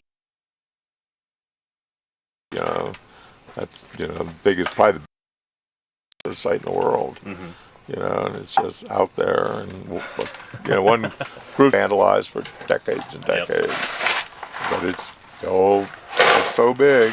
So, for anybody who might be watching right now who's new, can you just tell us a little bit about why this valley in particular is so special? Doling's Bowl? Yes. Well, basically, over to about 2.5 miles due west of here, we were alerted about some fossils. And I went in and excavating an armored dinosaur, and we found Utah raptor. Yeah. And then hiking around the area, we found another bone layer with these little ostrich mimics, Ned Colbertia, on top of this calcrete bed, which I thought of as the base of the units. And, we drove around the roads and, there's more sites, where to cross this. And I found out there was this geologist, Helmut Doling, that was working on a new geologic map of Arches National Park and region. Sure. And, love a geologic map. Plan my research out here. So I wrote him a letter and asked if there was any way, there were any copies, preprints of this map out. Yeah. And a copy get this big envelope in the mail. I open it and fold it up, all taped together along 8.5, full size, huge, fold out of color Xeroxes of his pencil colored geologic map of the entire region. Yeah. And, I've looked, he covered part of there I've been interested in. Yeah. And here's an area he had mapped on the back dip slope of there was Cedar Mountain. Right, That's the poison strip. And the way it's dipping back, he has this big area of drainage to the north. That he mapped as Jurassic. And I said, I bet that's the lower stuff under the, that used to be considered the base of the Cretaceous. I want to get him right in here. Yep, that's that road right here. Yep. Yeah. And came in there to start exploring, and 1 or 92 maybe, that I explored this base. There was a lot of teeth, ankylosaur, bony, osteoderms on the ground, sauropod, bunch of wild pieces of big theropods. So we knew this stuff was out here, But I thought it was just, okay, there's a bone lag on top of the calcrete. But here it's weird, it's silicified. Yeah. Silica here. So you can turn carbonate into silica. So I didn't think that much of it. We had a student from India, but this is old. These are way down from where these other sites are. And that's when Don and Scott and I came out and we got to find skeletons. Some boots on the ground exploration. We got to piece blood out of this. I mean, because even if I hadn't been digging that one fossil, we would have driven out of here and that would have been the end of it. Right. Yeah. And instead, this has turned into one of the richest basal Cretaceous bone beds on the planet. Right. Yeah. Yeah. Yeah. Really special. Yeah. And it's huge. It covers the whole bore. But the bone, basically, the reason we didn't find it, the bone kind of weathers to almost powder as it hits the surface. Right, yeah. So there's not big chunks of bone laying all over the ground here. It's subtle because it crumbles so finely as it hits the surface. Which gets to the preservation, like we were talking about earlier. It's not like Morrison. Yeah, where you have big solid agate bone that you can make a bolo tie out of. That's not what this kind of bone is like. But it's incredibly extensive site and complex. We think there's, represents a big chunk of history with snapshots through all of it, depending on the conditions when there'd be a flood event. Right. Yeah. And the fact that it was a big, huge marsh area, the plants, instead of destroying the bone, were getting the nutrients from the water. Yeah. Cool. Thanks, Jim. Hey, you're very welcome. We'll bug you later, I'm sure, with some more questions, but let's go discuss for a minute. And I'll go get some more water too. But and hey, Daily Dasp, howdy. Yeah. To everybody watching from work right now, shout out to you. Hope you're having a good Friday or whatever day it may happen to be. Whether you're watching this live or later on YouTube, I'm glad you're here. As they say, boss makes $1, I make a dime, so I watch Paleontologizing on company time. Got some people doing that right now. It's so cool to listen to Jim talk about this stuff. That's been a big theme so far this summer, is dawn of the Cretaceous national fossil beds. This is a dream of ours to be able to get this land protected and open to the public with maybe a little visitor center here and there, some interpretive signage so that people can come explore this area and take in this breathtaking landscape and know that there's really important dinosaur fossils coming out of here. And that's also a way to ensure that these lands will be protected so that, so you don't have oil drilling and stuff happening, destroying all these fossils. We've heard rumors that there are companies who want to lease this land from the federal government right here in Doling's Bowl and then drill for natural gas here. So putting a big well pad up on the top of that ridge maybe. And then imagine if they and then we were here, they're right over there, just over the ridge. Imagine if there's an outgassing event, like often happens when you're drilling for natural gas. Extremely common, from what I understand. You would just have these toxic gases just settling down into the bottom of the valley, and we would all die in our sleep if that were to happen at night. Stuff like that we're trying to prevent here. This is a globally important dinosaur site here. This whole valley is just littered with fossils. And you don't have dinosaur fossils this old in the Cretaceous anywhere else in North America, or really mostly anywhere else in the whole world. This is a globally significant site, as Jim keeps saying, and he's totally right about that. So being able to protect that, preserve that for future generations. This is where Utah raptor was discovered, and over there that's where Gastonia came from, and just over here Mierosaurus came from right there, Yurgavuchia came from over here, our new Ankylosaur came from right here, the one that Jim is working on publishing right now, should be out before the end of the year hopefully. This is important stuff, and nobody in the general public knows about this yet, but this could very easily be a little mini national park. And the way that Jim envisions it, it would be a lot like John Day fossil beds in Oregon, where it's not one big rectangle or anything. It's just little bits of land here, little bits of land there. It's discontiguous, like an island chain. You know, we're going to protect this area and that area, and just the spots where the really good fossils are being found, the really scientifically important stuff. What Jim calls the honey holes. You know, here's those little particular spots. That's our plan for this. That's our dream, and I'm really excited to build a little website to showcase this idea, so that Jim can share it with other people, get folks excited about it, and then hopefully in the future, maybe under a different political regime here in the U.S., we could make this happen. Because it would be such a boon for this region too, like bringing in, you know, people who are interested in dinosaurs, tourists, families with kids. You drive through here, you'd need a few more gas stations. You'd need, you know, a few more like auto repair shops. You could have, many of which are kind of shrinking and just getting ready to desiccate, dry up, and blow away in the wind. If we could help save those towns, that would be, you know. And just build stuff along the highway, you know? We're not talking about paving over Paradise and putting up a parking lot. We're talking about, here's a little town, it's really struggling. The people there could really benefit from more. So it's kind of good for everybody. And that would ensure that these holes here will continue to get excavated long in the future. So that's really what we want. Makes sense.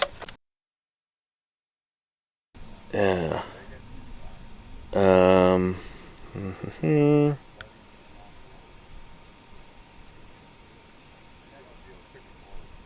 Then, yeah.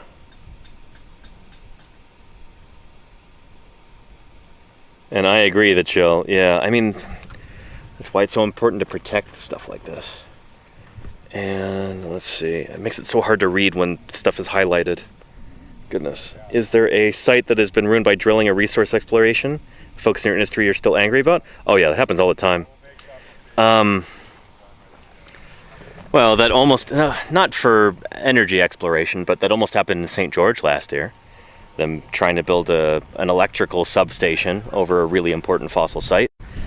That was a big deal.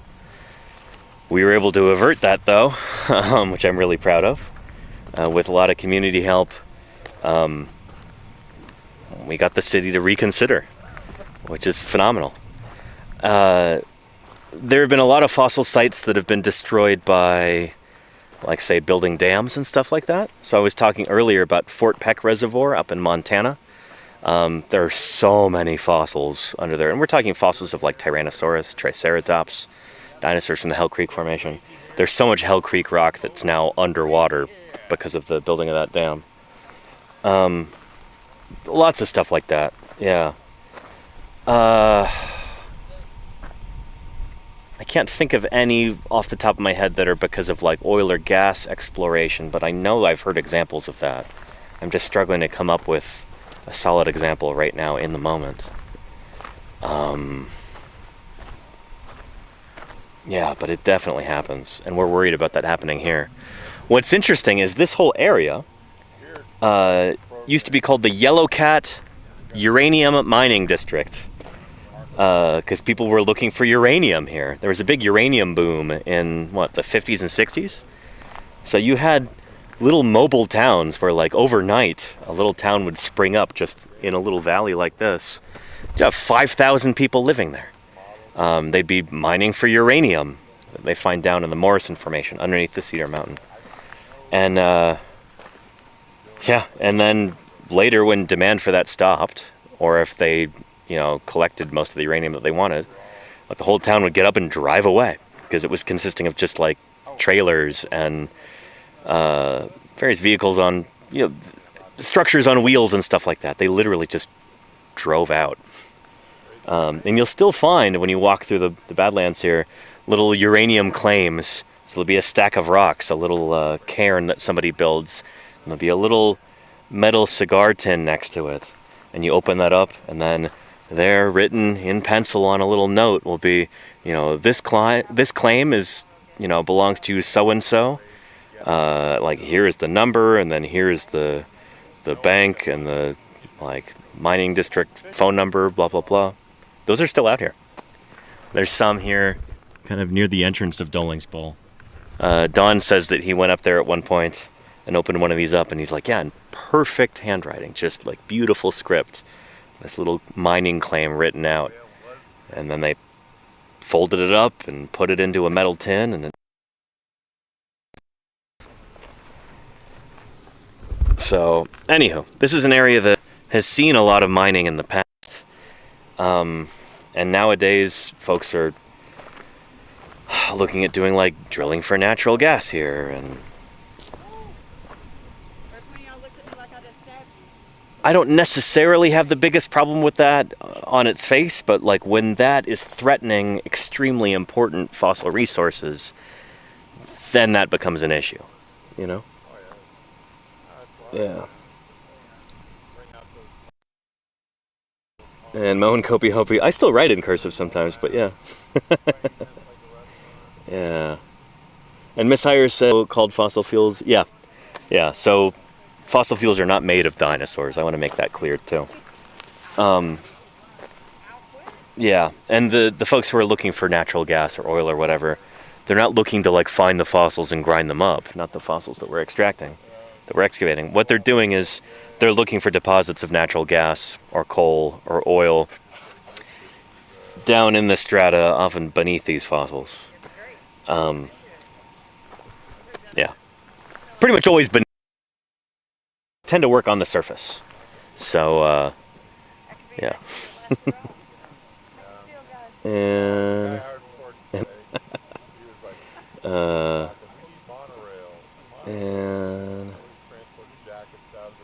yeah, let's go get some more water. Anyway, if anybody's got any other questions, don't hesitate to ask them.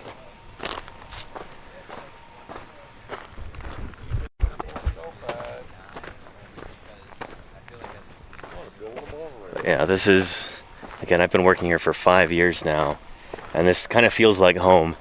I've got my little tent spot that I always set up in nowadays. We've got our camp over there that we always put in the same place. I've spent, well, goodness, if it's 3 weeks a year, 5 years, that'd be, 15 weeks of my life spent out here in Doling's Bowl. It's a good amount of time to be, sleeping in a tent, living outdoors 24/7. Yeah. Hey, Bapa Lisa, welcome, welcome. Good to have you here.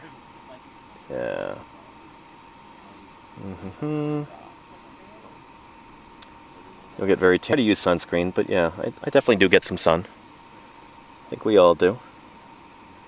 And what's the best night in camp you've had this trip so far? As asks Geeks Tour. Let me drink some water. Best night in camp so far. I don't know. We did have a nice one the other night, just like sitting around talking about science. That is one of the highlights of being out here, is just you get to hang out with like-minded people. I'm out here with a group of other paleontologists and students and volunteers. And we've got the 2 Utah State paleontologists on our crew, Jim and Don. It's just really neat to swap stories and, bounce ideas off one another. Like, shoot, what do you think happened at the Cenomanian-Turonian extinction event? And, what are the odds that we find a stegosaur out here at the beginning of the Cretaceous? And then we talk about stuff that we've done over the past year. We talk about research that we'd like to do or are in the middle of. We talk about kind of the latest scientific gossip about certain things. Oh, did you see this paper just came out? What do you think about that? It's really nice to just be out here with your people. Like, I look forward to that all year long. It's pretty stellar. Yeah. Dragonfly body type. Yeah, there you go, Prince and Nerd. I mean, certain body types like that. What the Germans call bow plans, or like body plans. Certain things like that just are good for a long time, If you're going to be a predatory aerial insect, zipping around catching other insects in midair, dragonfly body shape is well suited to it.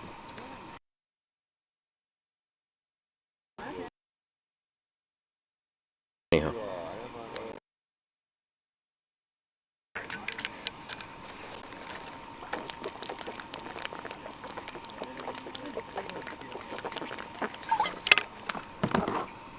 Dragon. Fix it. When we've got stuff like, oh, that shade is so nice. Oh man, more of this, please. Sometimes I wonder, when you get a body plan like that that shows up in the fossil record and then you still have it today, we're talking about like crocodiles, talking about dragonflies, we're talking about horseshoe crabs. I wonder if it's not so much like, oh, well, this is just the perfect kind of body plan for this environment. I wonder if it's not so much that as it is there is some kind of impediment to change there. Where, like, these animals have somehow painted themselves into a morphological corner, so to speak. Like, it's really difficult to have a wildly different body plan once you're just kind of stuck there. And either you survive or you go. And we all look at these things and we go, oh, this animal is adapted to this environment. And no way of improving upon it. Like, maybe that's not the case. Maybe they have been painted into a corner, so to speak. I don't know. I need to learn more about adaptive landscapes. That's a concept that I only have a kind of semi-vague understanding of. I feel like it's something I could really brush up on. But yeah.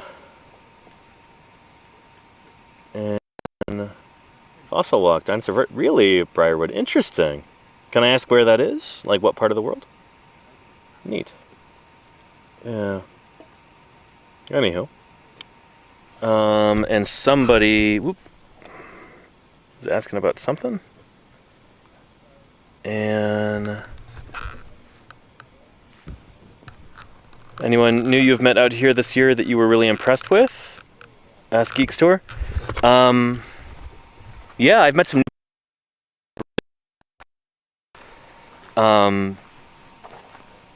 Hanging out with Taya Hensler.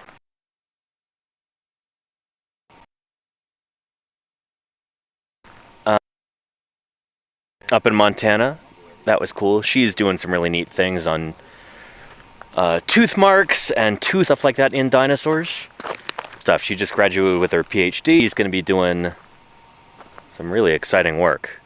And some work that might shake up that whole area of like tooth wear in dinosaurs.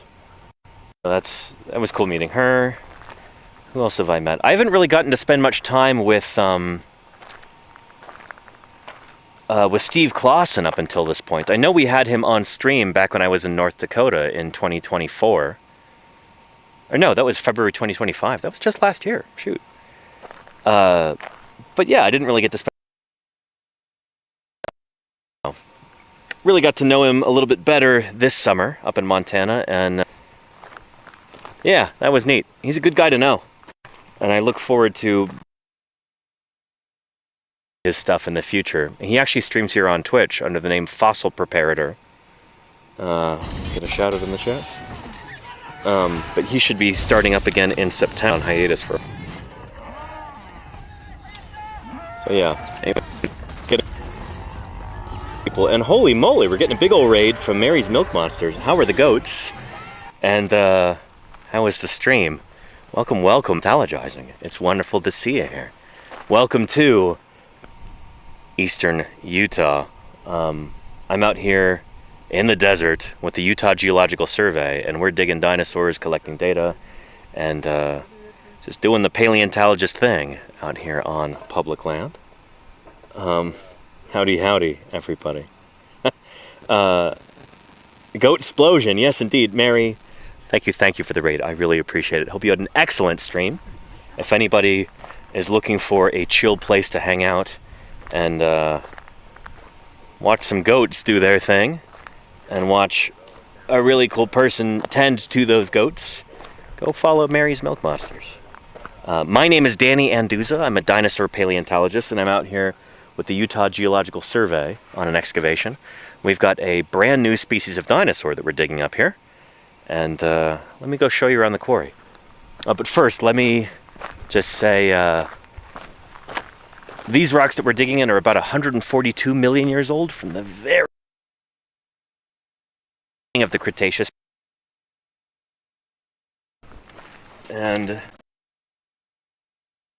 this new kind of dinosaur that we're excavating is an iguanodon. So that is a group of beaky plant-eating dinosaurs, the iguanodontids.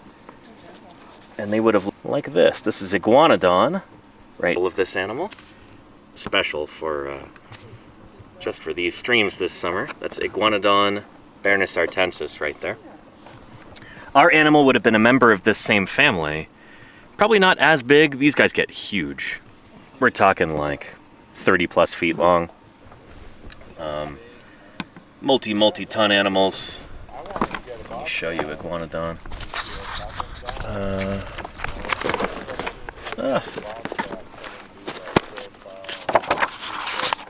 There we go. Blammo, there is Iguanodon compared to a human person. So our critter is a little bit smaller than this, we think, and about 20 million years older. So this critter here is pretty derived. So derived is evolutionarily advanced. You know, it's further along in time. It's had more time to specialize and everything else. Our critter probably didn't have the thumb spikes that you see right here on the hands. Probably a little too early for that. Probably would have looked a bit more like Camptosaurus, if you're familiar with that dinosaur from the late Jurassic. But our critter is after Camptosaurus and before Iguanodon, so before this guy. Yeah. It's lovely. But yeah. And there. Quarry and walk around a bit. Yeah, that's what I said. Very funny, Charlie's Dragon. And doesn't being smaller mean he's just a little guy, says Mary's Milk Monsters? Maybe. We're not sure. You know, I'll ask Jim, because he knows more about this than I do.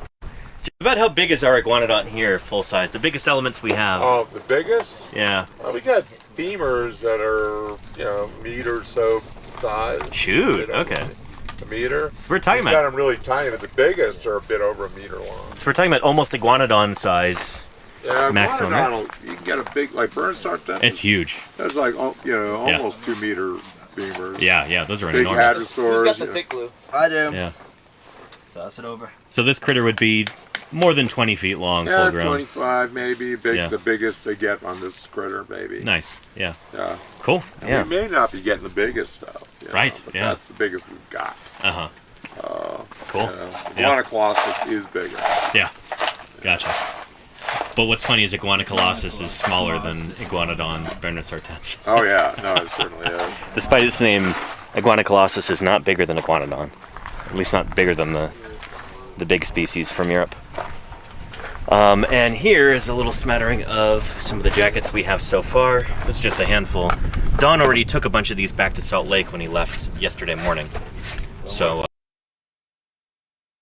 this is just our haul from the last few days, really. So within each of these plaster and burlap cocoons, clear. That's probably the worst vertebral illustration I've ever seen. Do better if it... It's not easy to draw on jackets like this. It's really, really not. But yeah. So contained within this plaster and burlap cocoon is an important element from this new Iguanodon. Not all these pieces might be from our Iguanodon. It could be parts of other dinosaurs too. But everything here is disarticulated. So all these critters fell apart after death, and they're just scattered all over the place. We've got a couple of jackets coming out right there, next to Kai and Chris. So yeah, Oh, you think that art was bad? I mean, I don't know. At least that one. More vertebrate. Yeah, Does it it? is. Okay. The other one was like. We're putting Fisher on blast. Yeah. Yours is definitely better. That's why it's so questionable. It's Yeah. art. Question mark? I'll just Fisher is a good artist. This is not indicative of his abilities. But yeah. And oh, we got another raid here. To who was that? Paleontologizing. Good to have you here. Yeah. And thank you, Mary, for your raid. Got to unload the goat food. Good luck. I hope the goats are happy and healthy and having a great day. Yeah. Your cackling surf.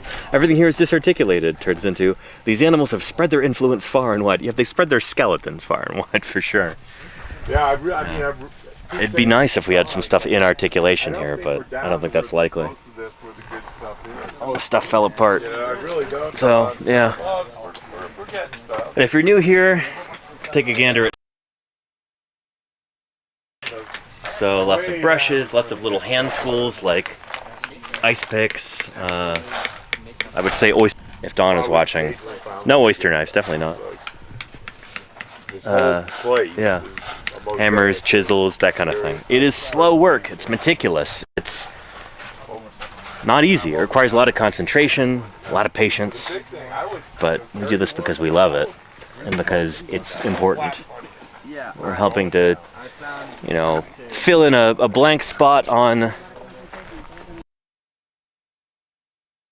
map.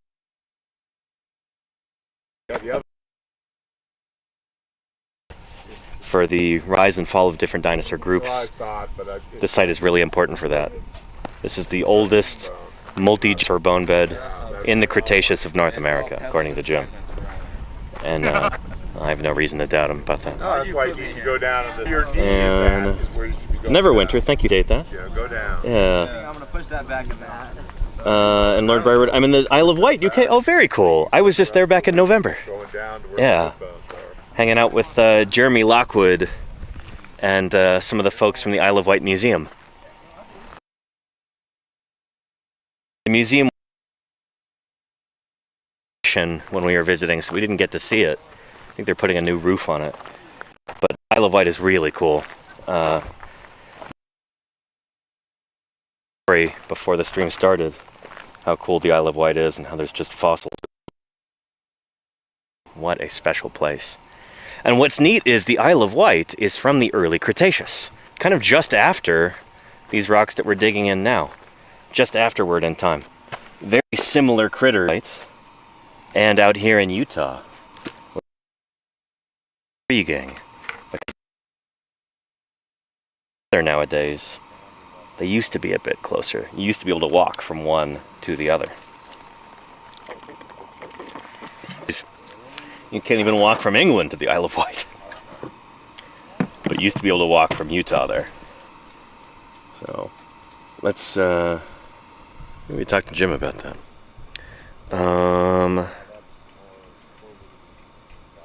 And Kit My Cat says, here now, my wife has watched me, was watching me and she's obsessed with dinosaurs, so I figured she'd be interested. Well, welcome, Cat and wife and everybody.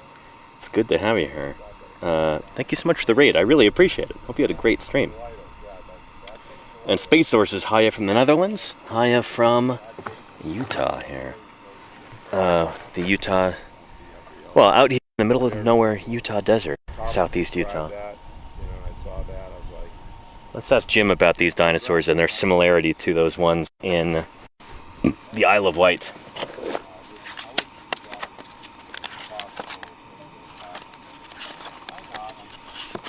There we go. So here's a really neat chart that Jim put together. Utah's exceptional Cretaceous dinosaur record here. Let's go have him talk about this a little bit. Yeah, for our viewer who's watching from the Isle of Wight. Get skinny on dinosaurs are weirdly similar here to the ones on the Isle of Wight.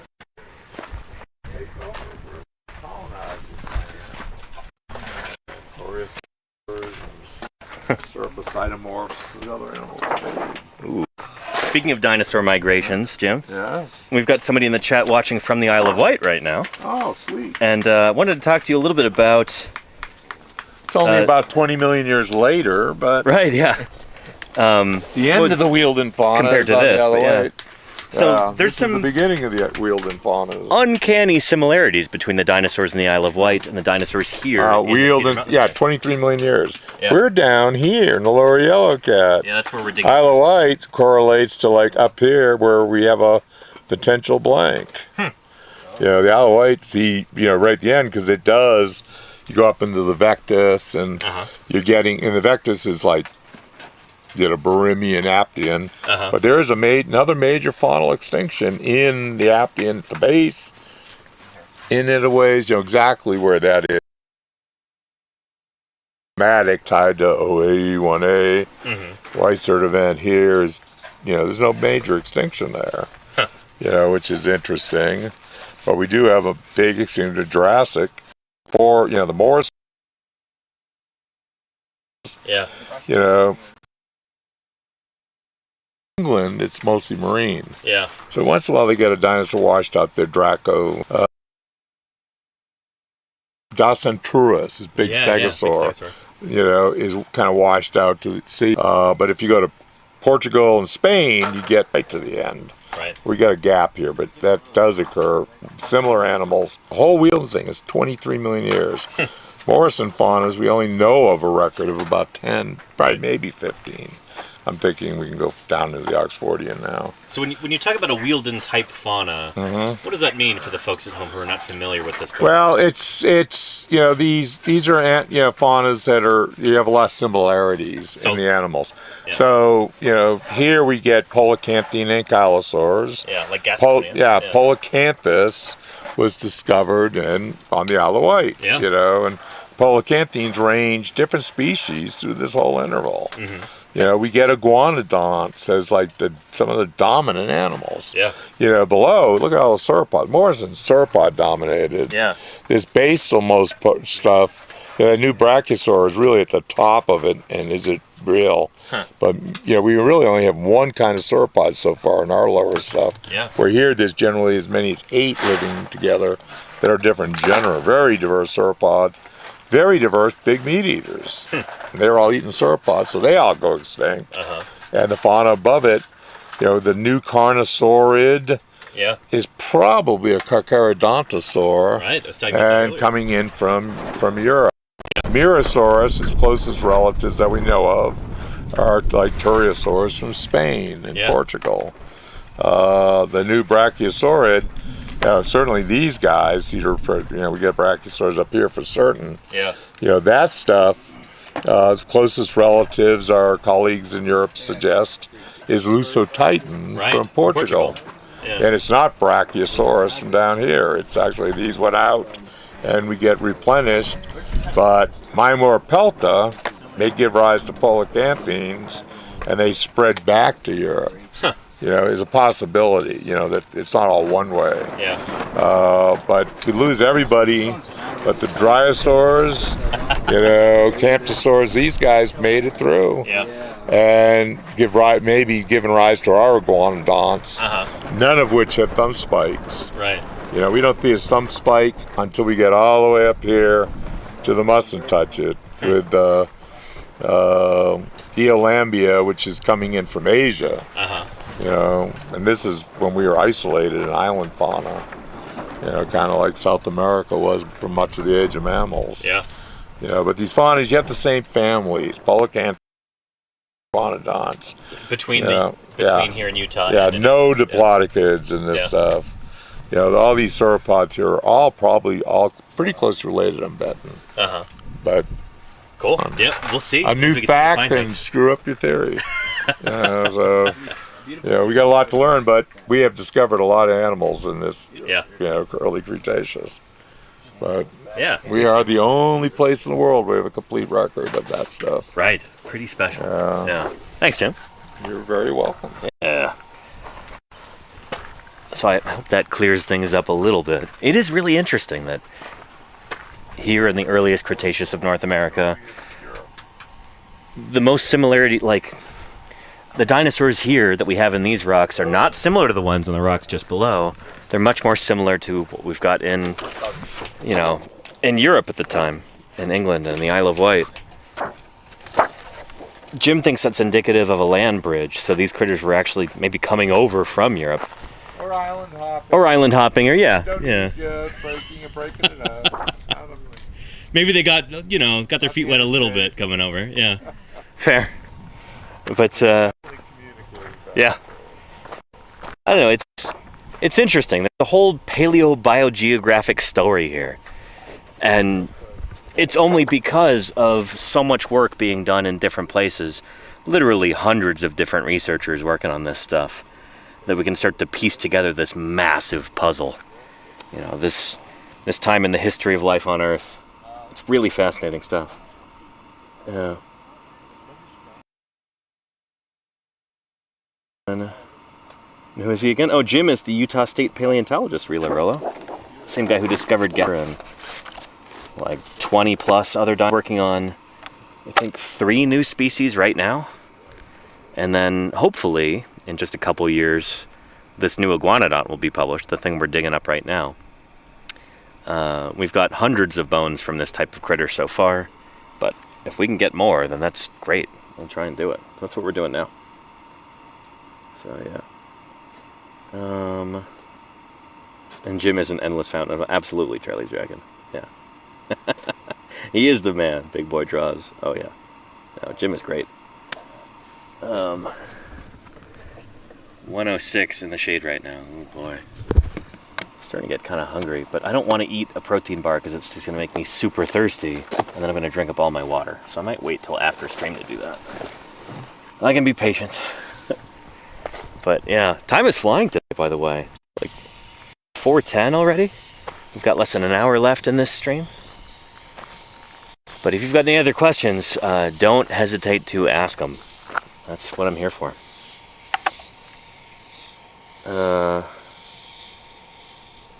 Yeah. And no worries, Rollo. Yeah. And my cat says, but it's a dry heat, right? Well, I mean, it's still heat. It does kind of bug me sometimes when, like, you tell people, oh yeah, it's 110 degrees in the shade, and they go, oh, but it's not actually hot because it's a dry heat. It's like, we are out here in the sun all day long, and then when it comes to, it comes time to go to sleep, we go and sleep in a tent. It doesn't drop below like 79 degrees Fahrenheit, even night.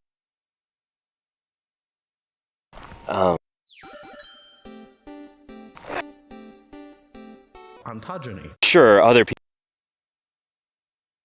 humidity, but like they're in civilization. They've got air conditioning and stuff. They can go eat an ice cream bar if they want to, like here. Although that's not strictly true. Kai did bring her back in the, I think, bars in there, so I might go eat one when we get back to camp. But yeah. Anywho, it's still very hot.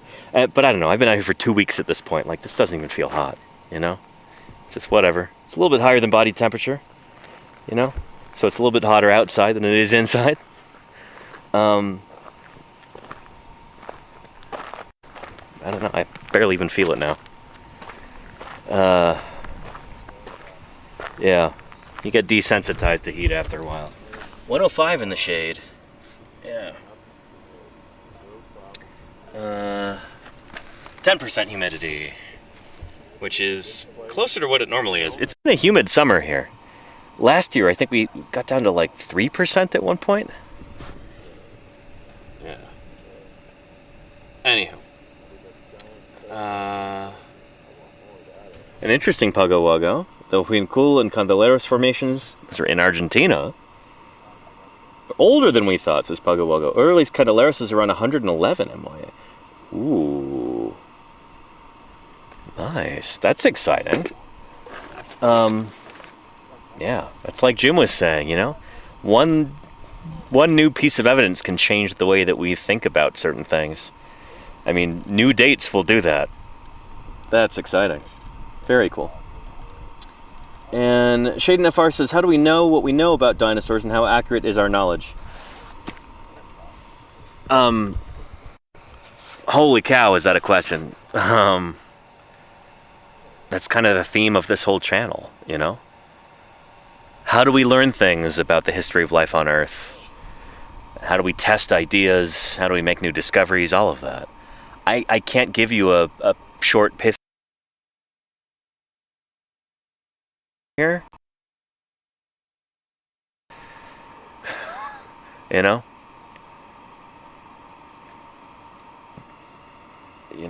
Sort of chemistry and going, what's it? What's their whole thing? Tell me about it. That's an extremely broad question. I love that you've asked it, though. I will do my best throughout the rest of the stream to kind of filter things through that question, kind of focus on how we know what we know. But it's always a major theme on this channel. But, yeah. Akira Clip says, what's the main reason sauropods are able to grow so big, and why do you think they did? Somebody type in the oxygen command, because that has a little write-up about this.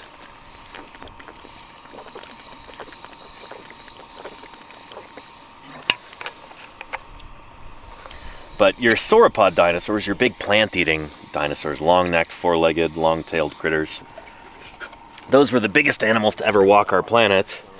Some of them were well over 100 feet long. Probably some of them were over 130 feet long. So we're talking what, like around about 30, 40 meters long? About 70 tons or heavier for some of these critters. How in the world did big? There's a really neat paper Sander about. It's linked in that command.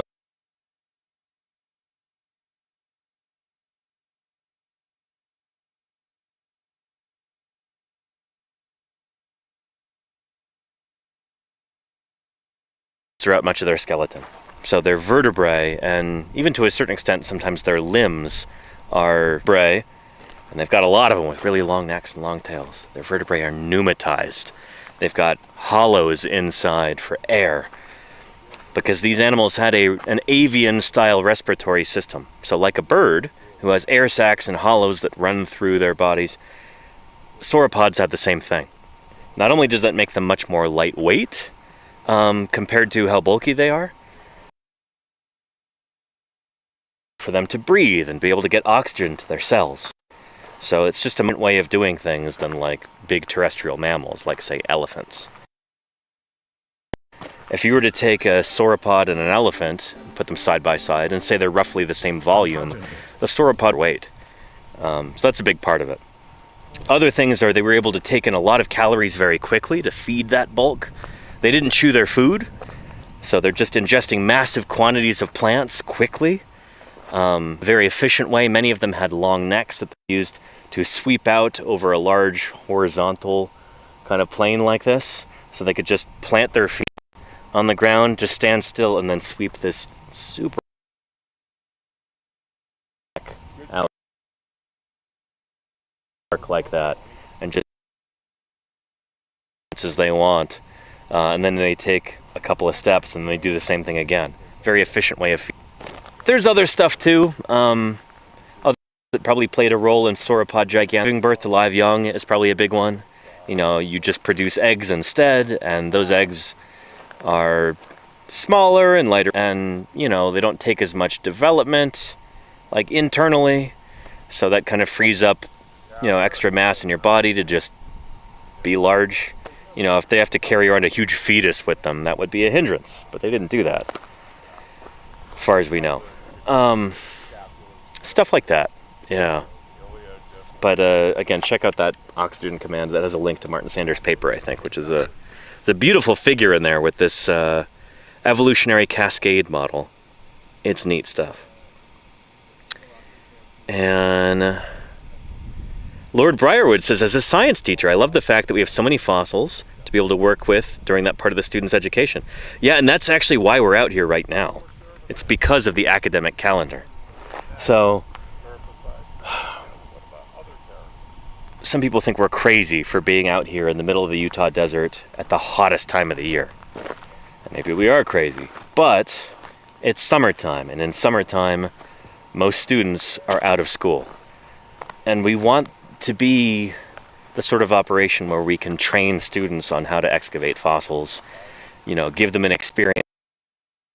That's really important to Jim and Dawn, which is why this work is scheduled for this time of year. Even though extremely hot, the timing is right for students to be able to come out and join us.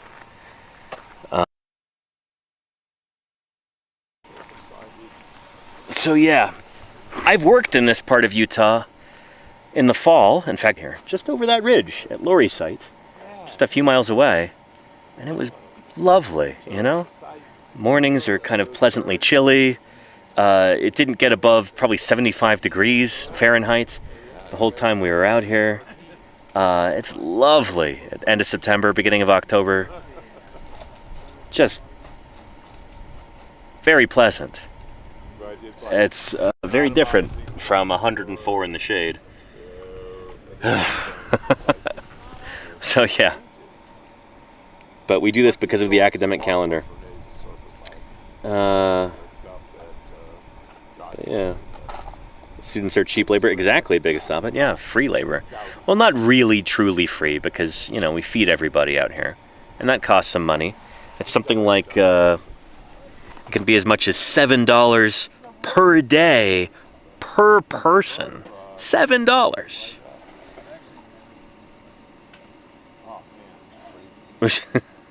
Which is actually really funny when you think, I don't know. If you were to go to McDonald's and try and buy a day's worth of food with $7, good luck. But yeah. Big spenders, I know, right? Salamander? Yeah. But it does add up, you know. We've got like, how many people in the quarry right now? We've got me.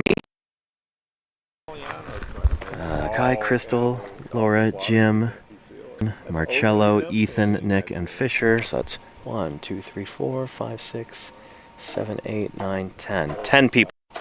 So that's $70 a day. And that's just for food and ice and everything else. So yeah, it costs a few $1,000s to come out here and do some groundbreaking scientific work for 3 whole weeks. Better part of a month out here in the field. A few $1,000s, you know? I'm kind of joking, right? Like, oh, that's a lot of money. That is peanuts. That is pocket change for like groundbreaking scientific field work. It's astonishing how much we can get done with so little money. It really is impressive. Paleontology is one of the most cost-effective sciences there is. Yeah. And there you go, biggest stop it. Yep. Are you eating hobo stew every meal? No, only for dinner. That's our one hot meal of the day, is dinner. We have cold cereal for breakfast. Or I just have a protein shake. Just some water and some protein powder. And then for lunch, we make like little picnic lunches. So we'll have a sandwich, handful of chips, a granola bar, although we ran out of granola bars. Maybe an apple if we're lucky, although we ran out of apples too. So basically sandwich and chips for lunch. Yeah. And thank you, Link Josha, for the 1,000 bits. I really appreciate that. Best science ever, getting some small funds. I appreciate that. Thank you. Yeah. And how's the bathroom situation? Much improved, Grease Enjoyer. It is much improved. We have a thing that we call the Groover, which is, here, let me find that here. Groover toilet.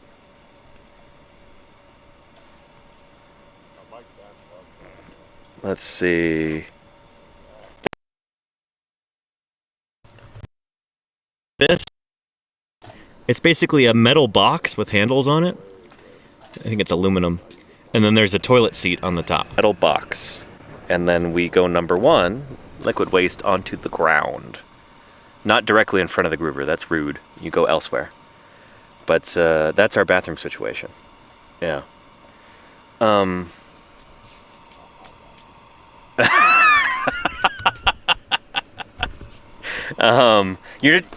what do you mean? You don't use the groover, Jim? Yeah. No, just hearing that line come out of there, it's just like, yeah, huh, that's entertaining. People are curious. Yeah.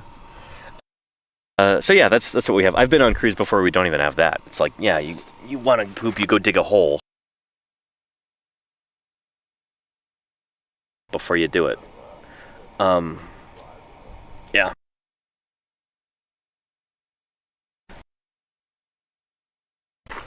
Yeah, that's our situation. It's much, and now we've switched to. It's not nearly as full, and that's, as you can imagine, a bit more pleasant. So, yeah. And thank you, Executive Storm, for gifting Link Josh. I appreciate that. Yeah. Ed says, cost efficient. Is there money? I suppose, in like limited circumstances, if you're going to sell your soul and sell your fossils, then you can make a lot of money. But we're doing this for science, not to make money. So, yeah. Sometimes because you have these ridiculous dinosaur auctions that happen, where like a single crummy T-Rex skeleton, partial skeleton, sells for $50 million. Just whereas we're out, 3 weeks every summer. It's like a few $1,000 to do this, and we've got a brand new species of dinosaur, brand new species, and we're doing like careful, meticulous, gathering all the data that we can, trying to really do things right, not just yank something out of the ground. It's frustrating because when there's like a commercial market for fossils like this, the reason why misguided people think that dinosaurs are worth millions upon millions of dollars is that dinosaurs are cool. You know who discovers dinosaurs and makes them cool? Paleontologists, the people who excavate these things and study them and publish on them and promote them to the world. I'm not getting paid out here. I'm volunteering, Think of what we could do with $50 million. I mean, you could build world-class museums for that much money. Right here in Utah, $50 million. It's frustrating sometimes that like some people are making an absolute fortune by selling fossils and largely by misleading the public, whereas the people who are excavating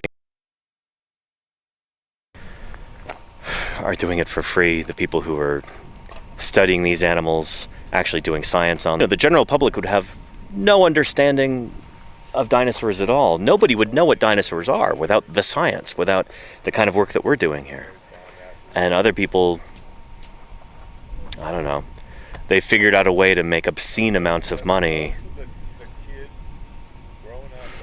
kind of riding on the back of the work that scientists do. You know what I mean? Yeah. A Rickroll. There you go, shapeshift, yeah. Yeah. And Lordy, how are you doing, Lordy? Welcome, welcome. She wants to know, how much would a dinosaur be worth if everyone working on it got paid a living wage? I'm sure not 50 million, but I still can't see they should probably be costing more to excavate than they are now. Well, that's the thing, is that I wish we lived in a world where we could all get paid a living wage to do this. But academic institutions tend to be really poorly funded, shoestring budgets. We don't have the budget here to pay everybody, or else we would be paying everybody. But say we had, I don't know, quarry right now. even though I'm outside. We'll use 10 because that'll be easy for calculations. If we're paying everybody here a living wage, which would be what, like, so that's $250 per day. So that's $2,500 per day. You multiply that by 20, so that would be 50. Yeah, that I guess it's what, like $50,000. If everybody were getting paid here for 3 weeks of work, $50,000.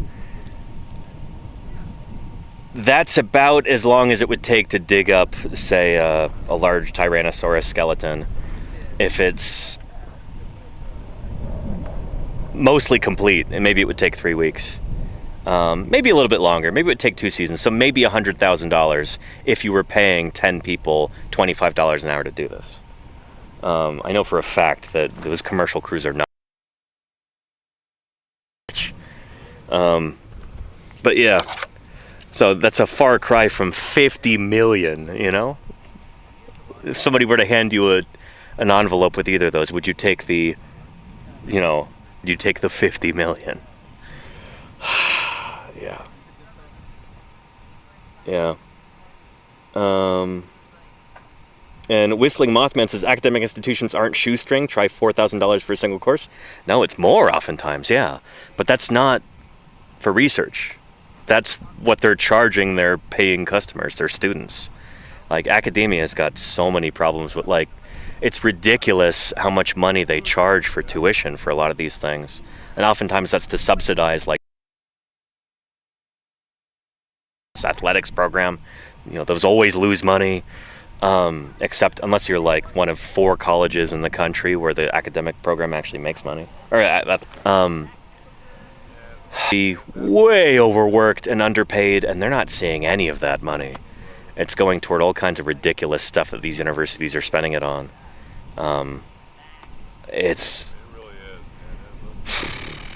I've got a friend of mine who, she started off as an adjunct professor at a university. It's like a small state school. At one point, when she was brand new, she was getting paid $900 per semester to teach multiple classes. And I'd have no idea what the students were being charged, but she, as a professor, to like design the curriculum and then teach, I think, different classes, it might have been 3, $900 she was getting paid for essentially like 6 months of work. Building the curriculum and then teaching it, grading, everything. In many ways, academia is busted, is broken. Like, needs major reforms. Oh yeah, it's an issue. It should be illegal in it, yeah. She's doing a lot better nowadays, but man, is it difficult, especially if you're early career. So many people just they literally cannot afford to eat as like an adjunct professor. There are stories of people living in their cars. I know like 3 different people who they couldn't afford rent, so like they're living in their car and then they're teaching university students who are being charged. They're paying out the nose to take these classes, and the people who are teaching the classes and writing the curriculum, like, they're not getting paid hardly anything. It's ridiculous. Yeah. And Space Source says, why does it differ so much from Europe? I would suspect that it's not that much better in Europe. It's certainly going to be better. Just how much better? I don't know. Yeah, that's the U.S. for you, like these colleges, many of them are not. It's like, you can look at the AI stuff as a good example of this. It's like if many of these universities really had like education as their primary goal, they wouldn't be pushing all this AI garbage on their students. But it's like, no, these are money-making enterprises, and it's really, really frustrating. As somebody who's tried to make his living kind of adjacent to academia for a good while, they don't make it easy. Holy cow. Yeah. I've spoken with adjunct professors from a major Ivy League university, one of these ones that has, I'm not going to name a name, but they've got like $50 billion in the bank. Literally $50 billion with a B and there are students who are living, or not students, adjunct professors who are living in their cars. Equivalent of like maybe $4 an hour when you actually tally up all the work that they're doing. Yeah. Making at least $4,000 a month as a space art. Okay, nice. I'm glad to hear that. Yeah.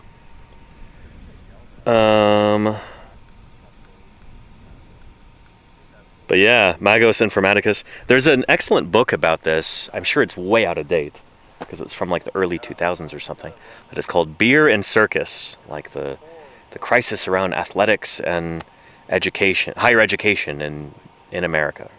Beer and Circus is what it's called. I'm not sure about the subtitle. That was eye-opening, reading that.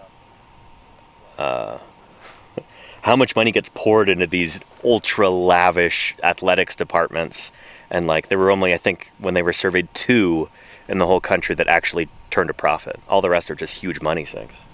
Like, raging. Massive money-losing operation. Nothing at all to do with the academic mission of a university. It's just, beer and circus. It's just spectacle, collegiate. Yeah. And attack on base. Friends who are union at UC Berkeley, and they're fighting the good fight. I'm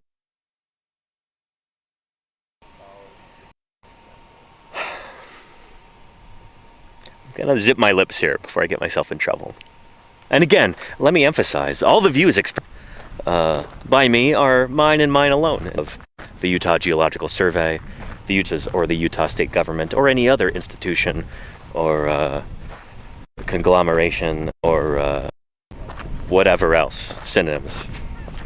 I'm just giving my opinion here. But yeah, if you've got any other paleontology, ask. Ooh, toasty.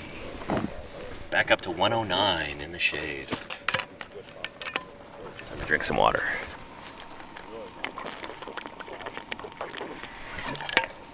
Anyway, the point is, we're doing this work for science, not to make a profit.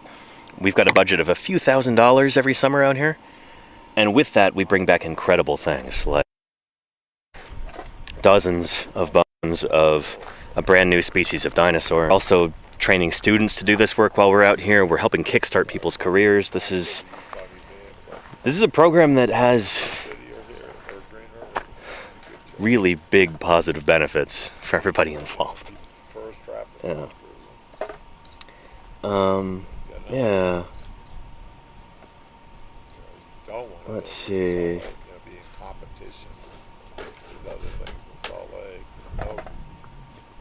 And there you go, Mayor's Pace, yeah.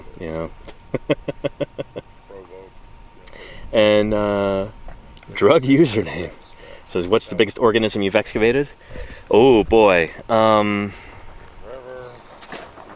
For like anything close to a complete skeleton, that would be a big old Triceratops. I helped dig up in 2011. For that critter, we had the majority of the bones from the skeleton, I think. The Yoshi's trike site.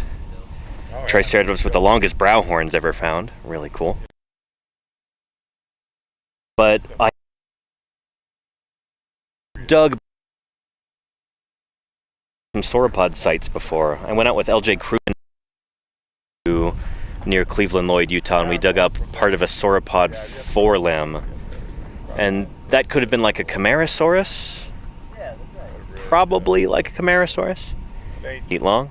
So that's probably the biggest individual dinosaur I've helped. For the most of what I've done, I've been working. So these iguanodonts here, some of them are really small, like babies, and some of them could be well over 20 feet long. Yeah. It's funny because they're only about 20 feet long. There's no mammals on our planet today that are 20 feet long that are walking around on land. The only mammals that get bigger than that today are whales, at least in terms of length. So, Yeah, it's funny. A smallish dinosaur is still like elephant-sized potentially. Yeah. Yeah. Young sauropods could potentially stand up on their hind legs. That makes a lot of sense, Echiroclips, yeah. Yeah. They would have had a center of gravity fairly far back, so, yeah. Yeah. Anyhow. That would be the most ideal thing possible. State paleontologist, but I don't have to move Anyhow. to my house. And hey, Science Streams, welcome. Lovely to have you here. Balint, I hope you're having an excellent day. Really glad we could raid in. Was that yesterday? Or the day before? Days are kind of melding together a little bit here after 2 weeks in the field. 100+ degrees pretty much every day. Fahrenheit, thankfully, not Celsius. But Balint, I hope you're having an excellent day. It's good to see you. If anybody's not yet following Science Streams, you are missing out. Balint and Lita and their kids and their cats put on an excellent stream. They do science outreach. So Balint and Lita are both working scientists, molecular and systems biologists. And they stream on Twitch like, it seems like at least 8, maybe 9 days a week. I'm joking, but they're on all the time. And they've got an extremely welcoming, upbeat community and style of presentation. If you're interested in things like microscopy, so looking at, as they say, tiny worlds under the microscope. If you're interested in insects, insect behavior and genetics, looking at critters like ants. If you're interested in just cool science news with a mostly biological focus, check out Science Streams. Really, really cool biology streams. Yeah, and Balint and Lita are good friends of mine. They're excellent people. Go follow them if you're not yet doing so. Yeah. And are we getting a raid? Let's see. Captain Rob's Adventures? Let's see. How did I miss that?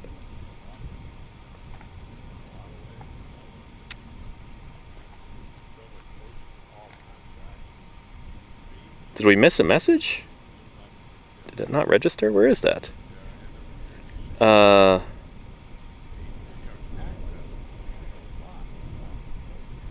Scrolling. How did that slip by?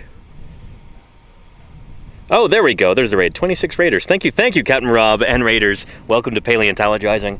We're out here in eastern Utah digging up dinosaurs for science. We've got a new species of iguanodont dinosaur here that we're excited about, and the crew is hard at work looking for any and all bits of this critter that they can find. And let's check in real quick.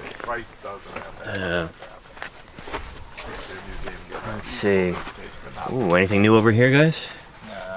No. Little bones. Oh, Yeah. Bone bits. Yep. No, I'm just joking, yeah. Oh, you're joking? I may have an iguanodon squamosal here. We're kind of in the doldrums right now. Watch, like, next few days, we're just going to find a zillion bones and just going to... What was that, Ethan? We may have I might have found an iguanodon. No. It's shaped exactly like it. I mean, exactly like it from what I can see.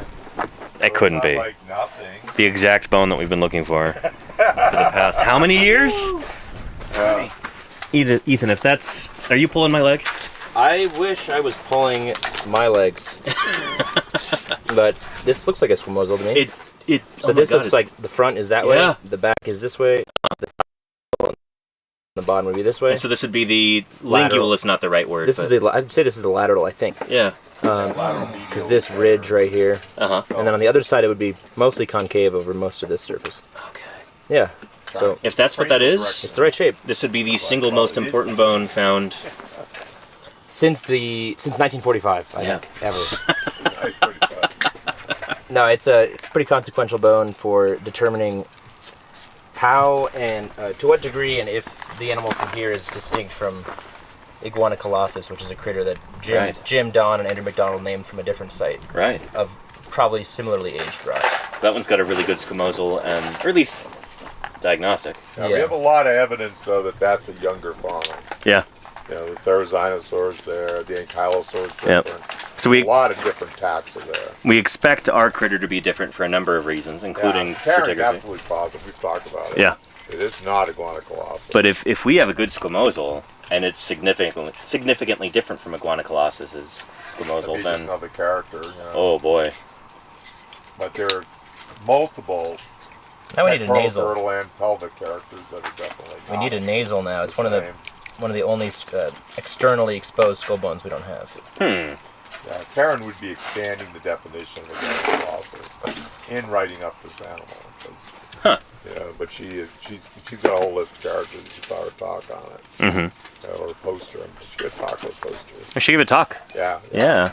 She has a lot In of Minneapolis, yeah. Yeah, she had plenty of Yeah. characters to substantiate it. I was in the talk, by the way. She has a picture of me, like, with my camera set up, walking around outside the quarry, yeah.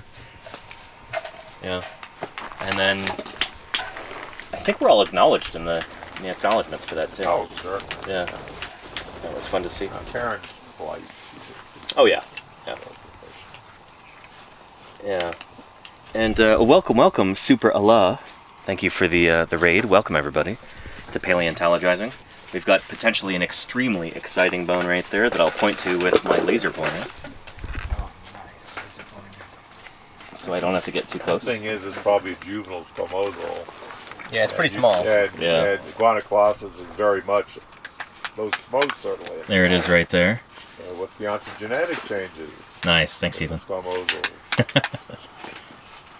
Not as much as an aerial, certainly. The back of the head doesn't change quite as much. That should be more stable. But you're saying the squamosal will change a lot through ontogeny? Shouldn't as much, because Yeah. you look at the There we go. ontogeny of hadrosaurs, changes more in the back of the head. Yeah. But we've been talking about this bone since I got here. Squamosal. And now that might be it. It's manifested. Really exciting. In 100 years Yeah. from now, the iguanodonts from these rocks will be some of the best known in the world. Yeah. You know, but in 50 years, you know, we were trying to have so much material eventually. Right? Of different taxa. You know, the upper yellow cat's got at least 3 taxa. Uh-huh. You know, they're quite different from each other. Right. And, you know, there's certainly 2 in the lower yellow cat. Don and I both, you know, pretty comfortable. There's at least 3. Nice. And, you know, there's 4 in the Right. Wessex.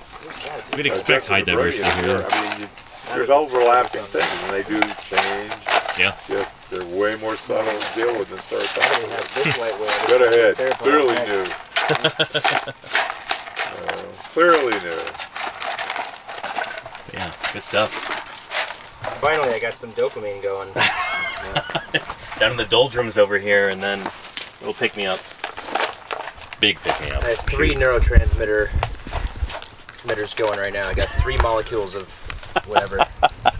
There's some You're just surviving. there's some connections between some synapses right now. Sending the good to quadrate hear. pictures. Quadrate. Are you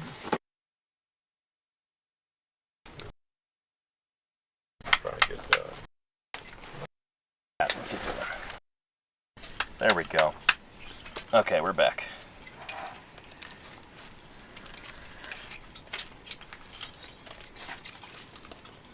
theropods? No, they don't need many people work on theropods. Ontogeny. We good now? Theropod's Hope so. Let's see. Yeah. We're good. Excellent. Some of these other things.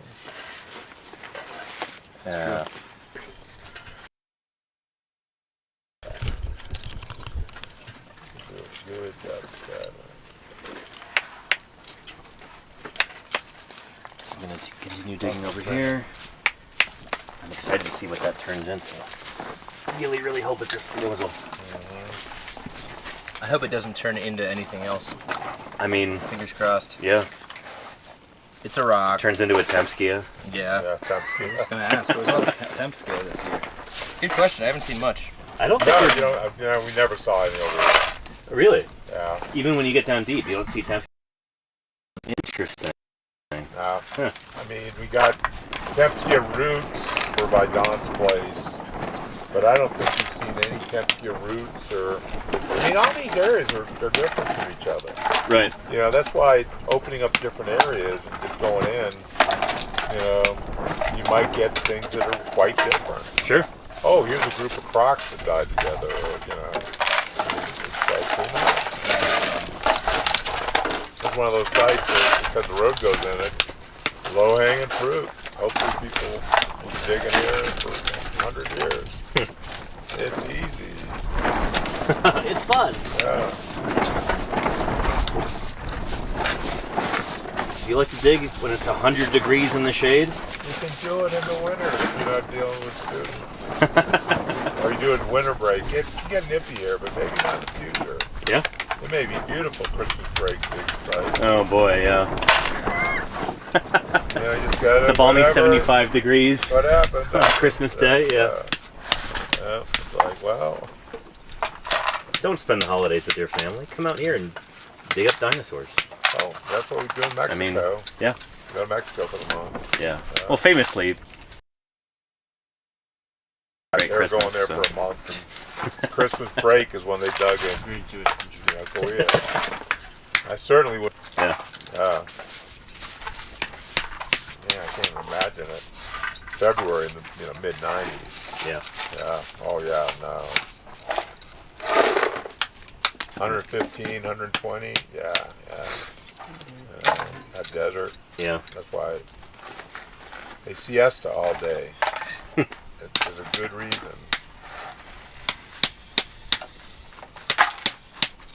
Well, personally, I wouldn't. You go down to the Zocalo, you know, in Saltillo. Yeah. Midnight, you know, even around Christmas or whatever. Uh-huh. Kids, I mean, it's like totally on.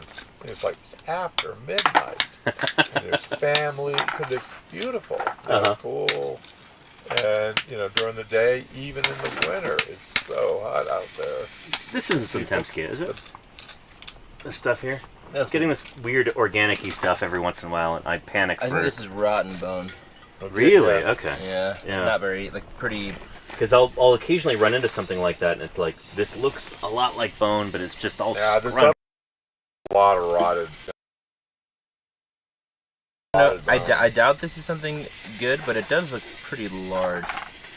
Is that There's a little bit more of it right then?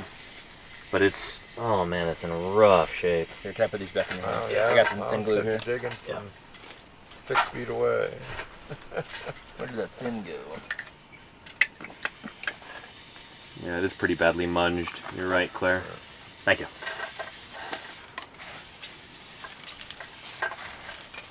Now this soft bone, I like to work within a few inches of it, my face. It's a little tough to do. Well, not from like that angle, yeah.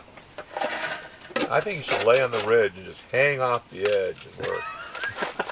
That's what we do at Proctor Lake. I worked with my head 3 feet below my waist for like weeks, following that tail down that hole. You need to get some gravity boots. Oh man, it was terrible. I mean, every time I lift myself up, it was like dizzy, soaking wet. Got glue sweat. here. It was awful. Acryloid B72. Awful. Fossil glue. Beautiful fossils, but dang. But yeah, that thing went, the thing's laying here. I don't like to work that way anymore. I just can't do it. Hanging off the edge. When I was young, I could do that. But, And Shapeshift says, I mean, bone can't exactly rot, it can only wear down. That's no. not true. No, bone definitely rots. Organic. Yeah. That's kind of the inevitable fate of any bone that doesn't get buried and fossilized, is it will eventually either dry up and kind of blow away in the wind, or if it's in a really wet environment, it literally will rot away. I mean, and it's bacteria, fungi, Yeah. plants. Bone meal is fertilizer. Yep.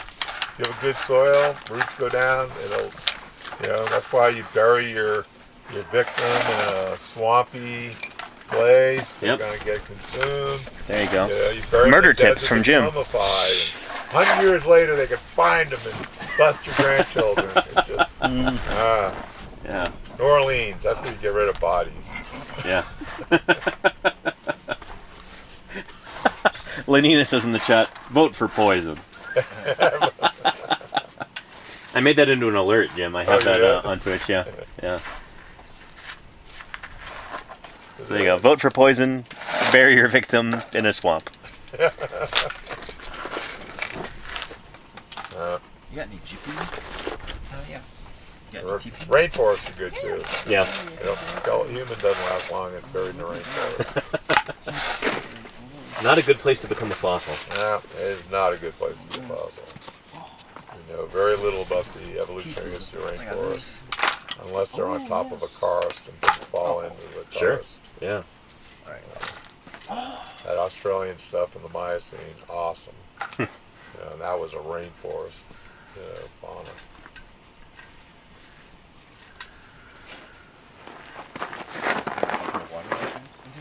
Oh man!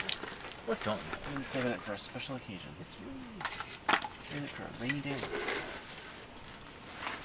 Now that's why the JK boundary stuff here is not. People are, we got to find. It's like, man, that laterite's not going to preserve bone.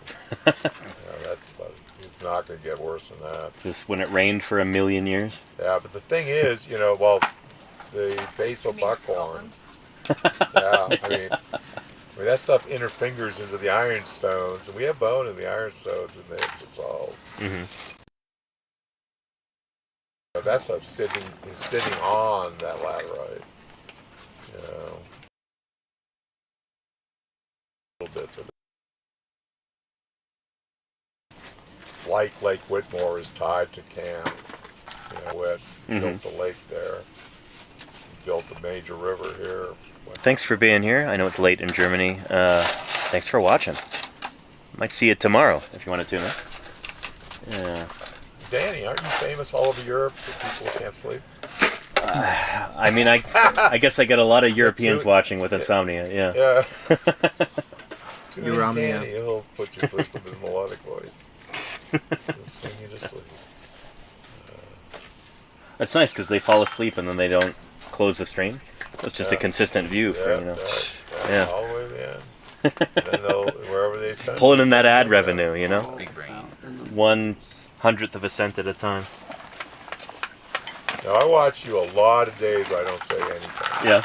I just have you on and I'm listening. That's not at all ominous. No. If I wasn't busy, but I'm too busy to stick my nose into. Danny's happy is true. Well, what's been your favorite stream that you've seen that I've done, Jim? Oh, I've liked a lot of them. I loved watching with Denver. I like Nice. I watched the St. George. I mean, I love watching. I mean, I love the dig stuff. Yeah, me too. It's great spying on what's going on. Even my own guys. Like, what are they saying about me? I'm not there.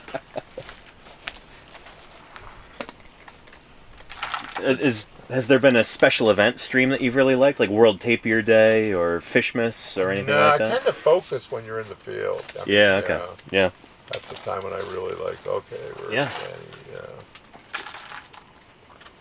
I mean, I tune in randomly, like, it's 3 o'clock. Yeah. And I'm working, cropping pictures. Yeah. I can put you on the side screen and continue my work. And interesting, Dinosaur Dave. That sounds cool. I don't know much about Pokemon games, but kind of using that as like a basis for a fossil science themed game, I think would be cool. Instead of YouTube. To read this instantaneous media satisfaction stuff.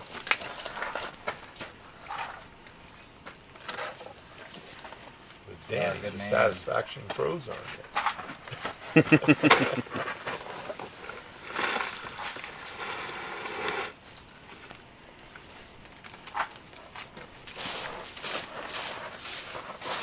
Like, clockwork orange. He had his eyes pinned open. It's kind of how I think of YouTube sometimes. Yeah. Like when my grandson comes over and he's putting on YouTube, it's like flashing all these different things. Like, it's like, man, there's zero depth. There's these instantaneous cat pictures. Just like a strobe light. Elsa fighting Spider-Man, fighting the Hulk. I mean, that's how we train our youth? I don't know. Spiders aren't real. instant gratification. It can Yeah. be fun, but That's cool, Dinosaur Dave. Yeah, yeah. Have you as the judge of the pictures? I appreciate you thinking of me, Dinosaur Dave. Yeah.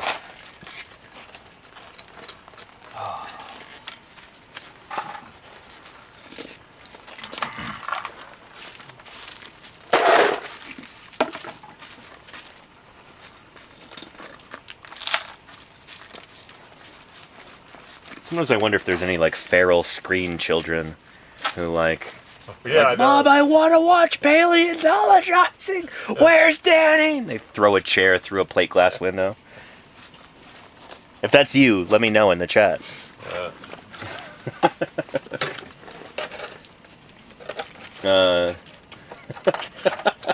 eman2259 says, wouldn't it be faster to dig with shovels? Not this round. yeah, I know. Oh, I never thought. We about never that. thought of that. Goodness. We just be throwing those bones up on scroll pond, just lift them up. Yeah. You guys want to rip these bones apart? Let's do it. Is that not what we're trying to do? Trying to kill the I'm tired of dinosaurs. finding whole bones. I always love dealing with Forest Service I'm not because getting enough permits are, fragments and pebbles. we're not a coal mine. You know, you look at us differently. Well, it's an excavation. Nope. You know, not sitting there with crack hose digging dinosaurs. Shovels lack the finesse. You did say that we're looking for. Yep. Danny's So we using sitting these on big about as screwdrivers far as we instead? go with a shovel. Use that to make places for our butts. And Eman says, see, I'm a genius in the crowd. You are. Thank you for sharing that with us. The fossils that we're finding here tend to be pretty small. So here, an example. Can you see this right now on camera? I don't know if this is going down far enough. Let's go like that. That's my logo. There we go. This is not a bone, but a little pebble here, Right, embedded yeah. in the rock. Here's a Things pebble, lost, that's buried like 142 million years ago, in among this One mudstone. toe bone, the rest is further in. This stuff tends to be much weaker and more friable. You know, it's the matrix. What Bones over there. sediment surrounding Yeah. inclusions like pebbles or I guess bones. you would have notified. There's a little pebble there. This is rolling around in gently flowing water, I guess. Parents' place on the other side of this barn. 142 million years A lot ago. more limb bones there. If we're just digging through this with shovels, you'd never find a beautiful little thing like this, you know? You'd break every bone Yeah. you found, Yeah. which we almost do. Yeah, now. initially, Yeah. you know, Don thought we'd have people digging at Karen's place and over here. Mm-hmm. I'm not sure. Left Lavender says, do you dig all around the U.S. or just Utah? So far this summer, I've dug in Wyoming and Montana and now Utah. And then I might be coming back out to Utah at the end of September. Late or mid-October or whatever. I think Josh said I could be there. Oh, you're with his side. Yeah, yeah. Oh, yeah. No, You no. might overlap with ours, so you might be able to. Interesting, yeah. Although I've got a wedding to go to in Tennessee. It's like October 10th. Conceivably, No. I mean, we may be there at the same time. Interesting. Yeah, I mean, it's not impossible. While Josh is working Lori's site. Yeah. Yeah. I mean, it's, you know, we don't have exact dates set. Of course, we got to finish. You know, get what dates? It's the 10th through the 14th, I think. Yeah. Yeah, if we do the last 2 weeks of October. I think it's 11th through 14th. Yeah. Yeah. Nice temperature. Question in the chat from Rincano. So these dig sites seem to be far away from civilization. Do you need people on the crew with specific medical expertise or knowledge to react to emergencies? Little cyanide capsules that we can pop if something goes wrong, and that's about the full extent of. Weaver Yeah. probably saved my life. Yeah. And we didn't have a, like, he just happened to be on the dig. That's when you had appendicitis. Yeah, out in Yeah. the field, yeah. Yeah.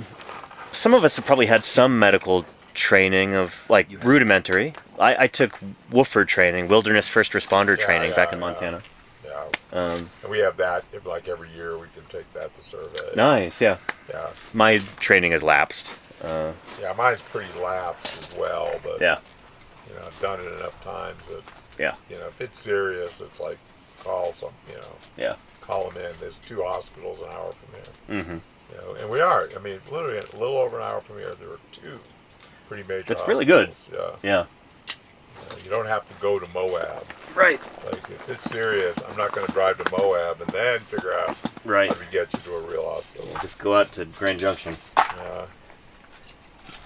You guys want to work until 6 today? That's the plan, I think. Yeah. Okay. That's Cool. gotta work. Let's go. I won't stream until 6, but we'll go a little bit longer with the stream. Yeah, because I've worked at field sites where we're like probably 200 miles from Yeah. the nearest civilization, like Malta, Montana. Yeah. It's probably Yeah. takes almost. Tugrik, Mongolia.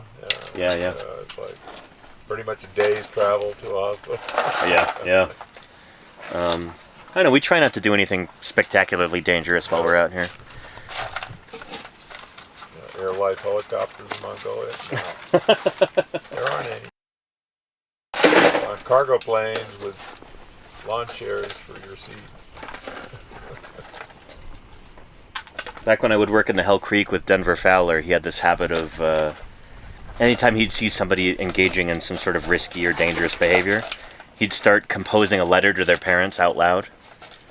So if he's like me, like carrying a heavy thing and kind of stumbling over some rocks, he'd go, "Dear Mr. and Mrs. Danning, Denny died doing what he loved, being crushed by falling rocks. While we were unable to recover the body, we did manage to retrieve several dental fillings, which we pawned in town for milkshake money." I had a woman in her 60s that broke her ankle out with me. You know, Oof. yeah. Yeah. And her husband and I, you know, she was a good-sized woman. Mm-hmm. Yeah. It was like, we're not carrying her out. And so we, you know, like she had, and she was in pain. Mm. You know, we had to do, okay, 1 foot, you know, you on that side for your crutches. And, okay, lift it. Well, we had to get her over rocks, and it was like half a mile or so. But Yeah. it was like, we got her out. She was a reasonably good sport about it. But, yeah. Wasn't fun for her, I'm sure. Eamon says, "Where have you folks found the largest amount of fossils and bones?" In the ground, probably, as you'd expect. No, I mean, what do you think is the richest site you've ever worked at, Jim? Being fresh. Yeah. Crystal Guys was pretty crazy because we were Yeah. guessing 300 to 400 bones per square meter. Shoot. You know. 300 to 400 square meters. That's insane. Yeah, through a meter, like huge. Yeah, You know, yeah. The interval went through it. Yeah, 300 to 400 bones. You'd work on 1 square meter for over a month going through it. Is that all Falcarius, or did you have anything else in there too? Almost, pretty much all Falcarius. Interesting. Yeah, and different size animals. Yeah. You know, there's some big ankylosaur stuff over there. There's, you know, monster we got at that level. Mm-hmm. But it's like, those are Falcarius bone beds. Hmm. But on the other side of the ridge, so say, you know, from here to Ethan's Wash, Uh-huh. they're digging over there and they're finding sauropod bones and things. Uh-huh. You know, Lindsay. She was like, "Jim, do you want to work on the sauropods?" So they're like, "I really don't work on sauropods, but that's good to know. You got a lot of sauropod bones Nice. over there." And we never found any sign of a sauropod, you know, over there on this, you know, the site we were working. Uh-huh. That's just the same bed, just a different place. Yeah. These mega bone beds, you know, Don's Ridge, you know, is really like a stack of a couple bone beds Mm-hmm. across this entire ridge. They, you know, on one side, Don's Ridge north and south, and probably they're at the same level, but they're very different faunas. But it's all the same stuff. It's, you know, that's the thing we're getting in the Yellow Cat is we find sites you could work for 1,000 years. We barely know anything about any of them. You know, we find sites like that and we haven't even started. Mm-hmm. So stay tuned. Any of you twitching about them in 20, 30 years. I'm twitching right now. Yeah. I mean, literally. I mean, there are sites I'd love to see people working at. Yeah. That we just can't do that because then we'd have to leave here. That's why we don't prospect. I used to love prospecting anymore. It's like, what's the point? Other than staying ahead of the rocket race. He's alive. Good. Cruelty Sorry. on camera. Live. Danny. We love you, Marcello. Torturing. The dinosaur. Being buried alive in the quarry. One grain at a time. Yep. Join these iguanodonts. Final resting place. You're going to be sleeping with the iguana. Yeah. With Johnny Iguana. I like to feel that knob. That knob just bothers me. Right there. Big one. That big high due area. respect. Oh, that whole high. I have no idea what it's like being 31. They're going down really good. They're going down real good. But right No there, disrespect you're intended. going down where you're at. I'm just saying. But it's like this watch is like. Dawn was just like, stop going back there. Go down. You don't need to go back anymore. At this point, for a lot of you. You can go back to resting if you need to. I mean, if you got to We're working till till 6 6 especially. It's, but A little nap, but that everything looks green now. oh, shoot. You got to pull out those VGA cables and then put them back in. And, I got to reconnect them. Yeah. My wiring. Where's my bucket where I can put? You were sleeping. you want other buckets? We have other buckets. Someone need another bucket? Need another bucket? yeah. I guess I could. I need Guess another we bucket if you got one. Ooh. Yeah, Yeah, give me the bucket. crystal. I'll take Oh, that's your minute. Yeah, I mean, they're sitting on a bunch of them over 2 there. buckets. Dual Every wielding. time I got it. No One with duct tape over it. At least like 2 Boy. buckets. Well, a lot of buckets to be emptied, obviously. We're making way too many tarps when we're done. Oh, yeah, well, that's true. It sounds like you're going to be the only one ready to go at 5. You know what? It is 5. I'm used to being a loner. It's okay. Yeah, no, it's. It's after 5 already. Oh, it is? Yeah. Like 5:10. That's what's messed I used up. to be out here at 7 real often. I need to be back again. It's like, Dawn, warm it up. The temperature's getting good. I can actually do something. I need to move I this can move rock. some I rock can't now, believe I yeah. can't move the amount that I want. Within the workday. I need to extend the workday. What's the amount that you want? This whole thing. But, I mean, I guess It I is got frustrating how slow. Like at the end of every day, I'm like, man, I didn't move any. Yeah. It looks the same. Yeah. But that's just the way it's got to be sometimes. Rather When than you're living save. in a squamosal suburb like we are. Yep. Most definitely. Rock or Bone Heights. Yeah. Big Bone Heights. I Oh thought. my I god. forgot about that. I think I made I it hope into that's Big Bone Heights with Formosa. all the big bones. All I to got. get Sure. that prep, I'm- show it off to Karen. Marcello, welcome. Moving up in the world. Moving on up. Yeah. You could join our HOA. Photogrammetry Donalds. For $7.50 a month? Send it. Huh? Like for $7.50 a month? Or- $7.50 a week. City? 150 bones.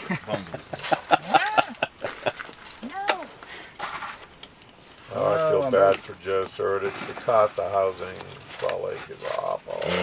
Is he looking for a house right now? Yeah, they're looking to buy a house, and did you hear the price To get a of job. this one they looked at? The price of houses in Highbone Heights? Or condos. Big I Bone mean, Heights. Like, yeah. 576 square feet for $250,000. $256 million would be. No, 250,000 square feet for how much? For $1 million. That's For $250,000. Pretty good. for a quart. Wow. Where would you like to live for $1 million? I mean, it's 2 of them. They 2 houses. Shoot. share a bedroom. I mean, that's got to be just 1 bedroom. I mean, they were a couple, so it's a game. But Buy one, get one free.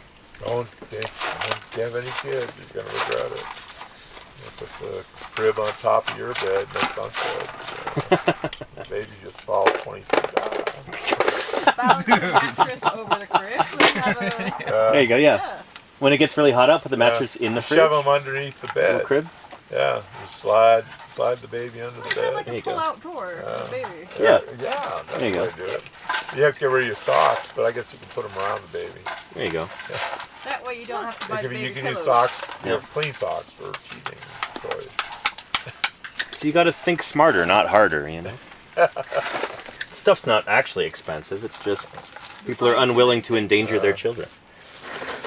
Got to get past that, you know. But it really is. It's like the cost of housing is. Yeah, and I hadn't even thought of all the the international investment market for apartment complexes. That explains a lot of what we're seeing. Let's just buy it, sit on it. Yeah. Like, I get that it brings in money, but if people who were going to live there bought it, it Oh, would yeah. bring in the same money. Yeah, I mean, in Japan, they have multi-generational mortgages. I thought in Japan house prices get lower as the houses get older. Somebody was telling me this. People get mortgages, and it's so high. You know, you get like a 80, 90-year mortgage. There was a multi-generational. price crash in Japan. Sell the house, you pay off the prices mortgage. just plummeted. Yeah. Like one of the examples of it was like people were using it as an example as housing being a bad investment because it doesn't always go up. Interesting. Yeah. And it was like, yeah, that is true, but it's not like this isn't a common. Well, the thing is, condos, you're in someone else's property. I don't care what you say. It's like, I own my apartment. It's like the building someday is coming down, and it's like you don't own what's under you. You know. I mean, it's the same with continents, though. You know, they move around and they move around. you know, they get crash into each other, and then what happens to your property? You know. Do you have freeholds and leaseholds in the USA? Freeholds and leaseholds. Don't know the terms. So there's like breeds of dog or something. So, like in the UK, when buying property, you get freeholds and leaseholds. And if it's a freehold and you buy, like if you buy a house and it's a freehold, you buy the house and you own the house and the land.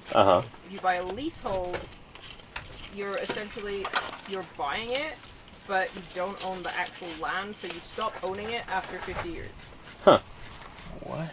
Yeah. Interesting. Yeah. That's like I don't know. that's really like a condo. That makes no sense.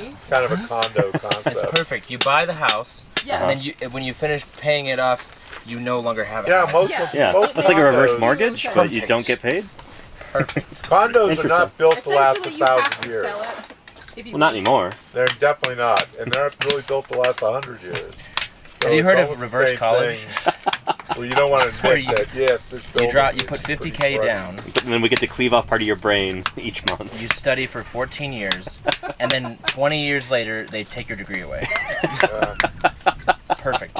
That sounds like Don't give anyone software. any ideas. I bought a program I really like, where we don't service it anymore, What's it You called? Well, get Laura? a dated version that just costs shut 10 you times off. as much. and you got to now subscribe to it if you want to keep using it. Laura, what's it called? A not mortgage, or what's it A called? leasehold.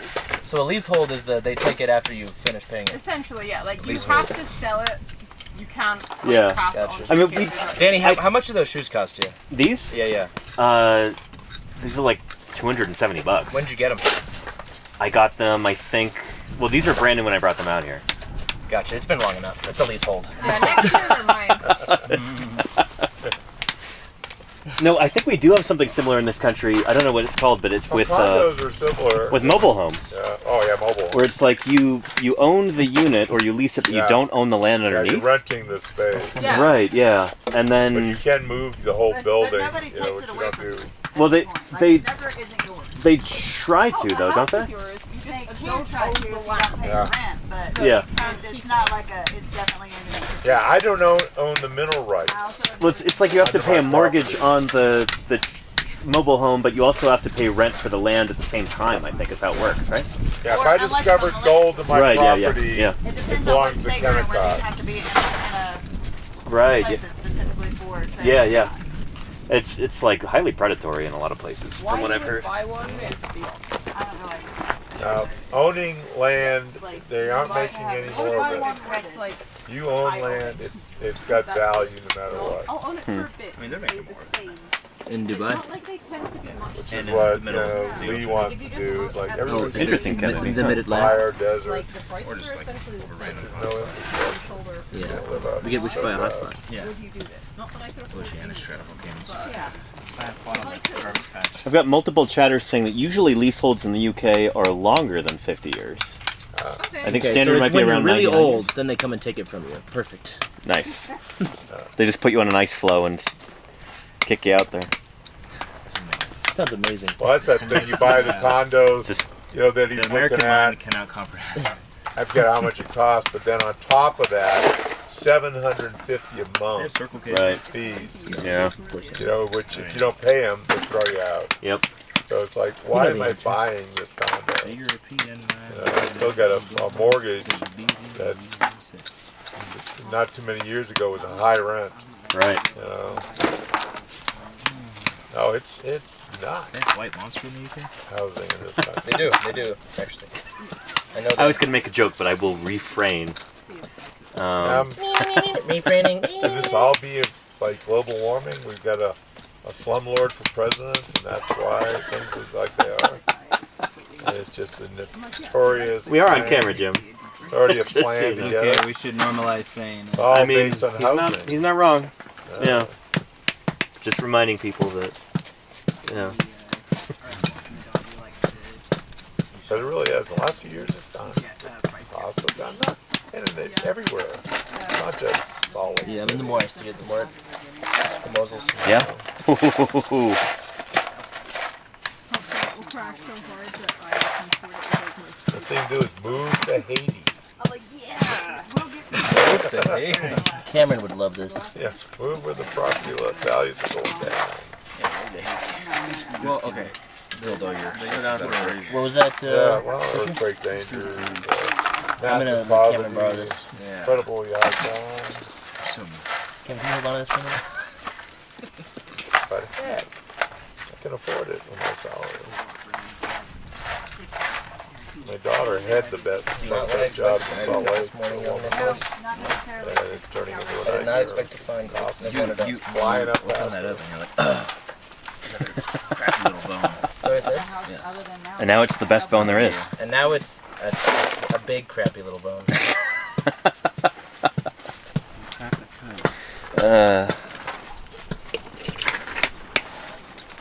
In your 4-inch quarry. It's falling out, by the way. I'll just keep it vertical for you. And I'll like the acetone. Yeah, thank you. Your little 4-inch wide quarry. Yeah, my 9-inch wide. Just got it all to myself. It's a leasehold. Yeah, It's going to go up in value so much. I'm gonna find all Don't the even worry about all it. the dinosaur bones, and then in a few days I'm gonna leave. I'll be kicked out of my. I mean, technically the bank owns all of your bones, but, Okay. you know, they don't tell you that unless you read the fine print. Perfect. I've got a lovely bunch of squamos. You know when someone's bored when they're digging the backfill behind them.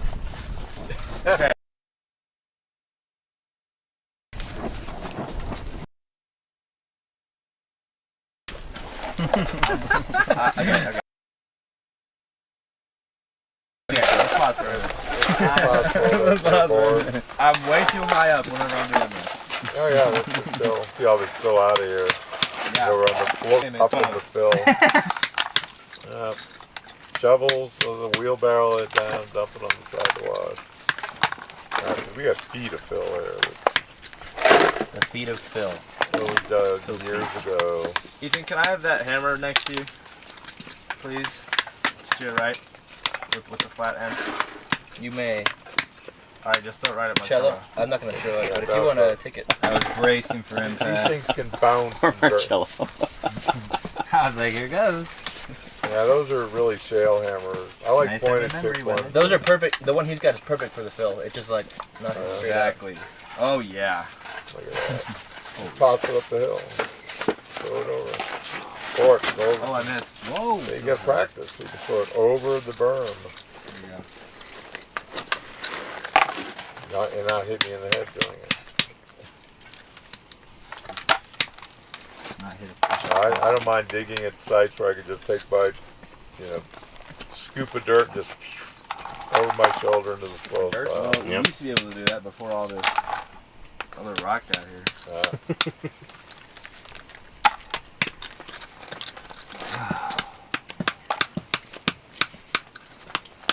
Like, this is just sand.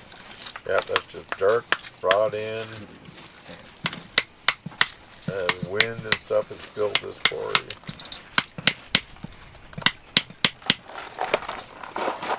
And you go down and say, oh, here's a plaster jacket still. Buried forever.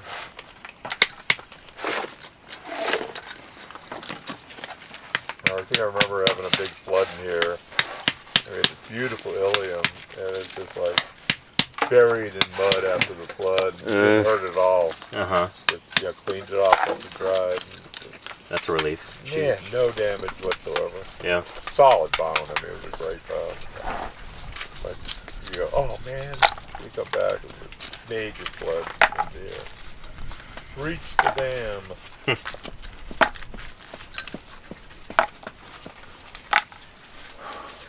Now this Cedar Mountain, the lower Cedar Mountain anyway, after doing a lot of Morrison brushy stuff, is so much easier to, I'm sure your fossil will be there the next day.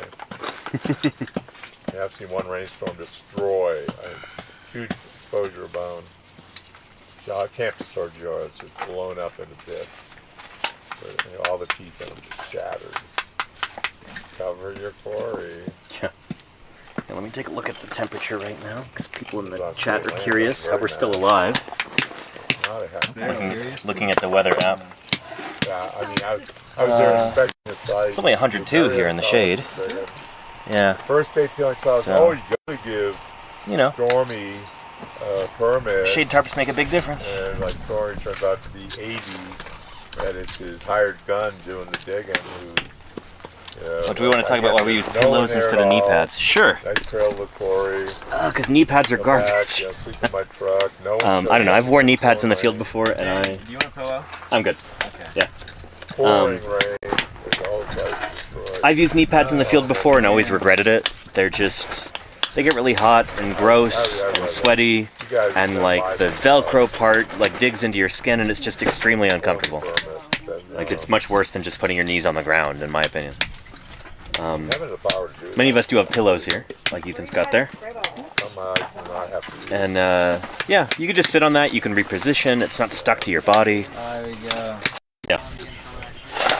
Hope that makes sense. Yeah, blast me. Blast me in the back. Yeah, the wind's going the wrong way for you. Sometimes I'll kind of kneel on a whisk broom too.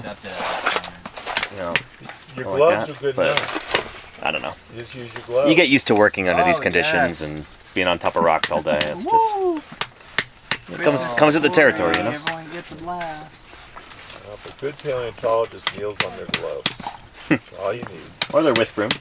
I've been using my Use Ooh. that while you're digging. I've been using my brushes. Thanks, Crystal. Thank you. Welcome. Ooh, thank you. It's so Good. fourth time around. I wonder if you can buy Mr. Systems. Oh yeah. And drape them up over this stuff and have a Who's Mr. 55-gallon tank. And how long can you run a Mr.? He sounds complicated. He sounds very OCD. I don't think I'd like Mr. Systems. Perfect. Not as complicated as other scenarios I've heard. You ask him a question, he goes, "I'll get back to you in So 6 to 10 business days if you fill out these forms." I'll be like, okay, and for 10 minutes a day. It's like getting a permit grand staircase before they streamlined it. 36 signatures in 2 places for this 30-day public comment period. Using my ice pick. I got a 1-year grant. You can't get a permit in 1 year.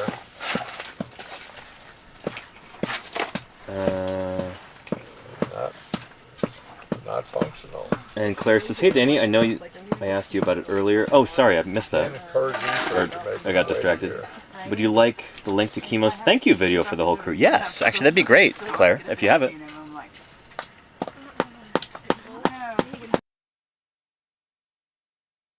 And hey, Emily, how are you doing? Good to see you too. I hope you're having a good day.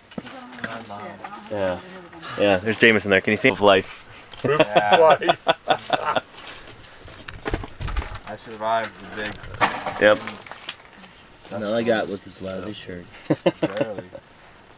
Tie him to a chair, put him in front of a video thing that just blanks his mind so he does whatever it says. So you're happy. You're happy.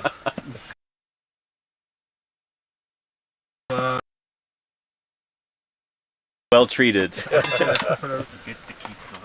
Everyone here is great. I love my friends.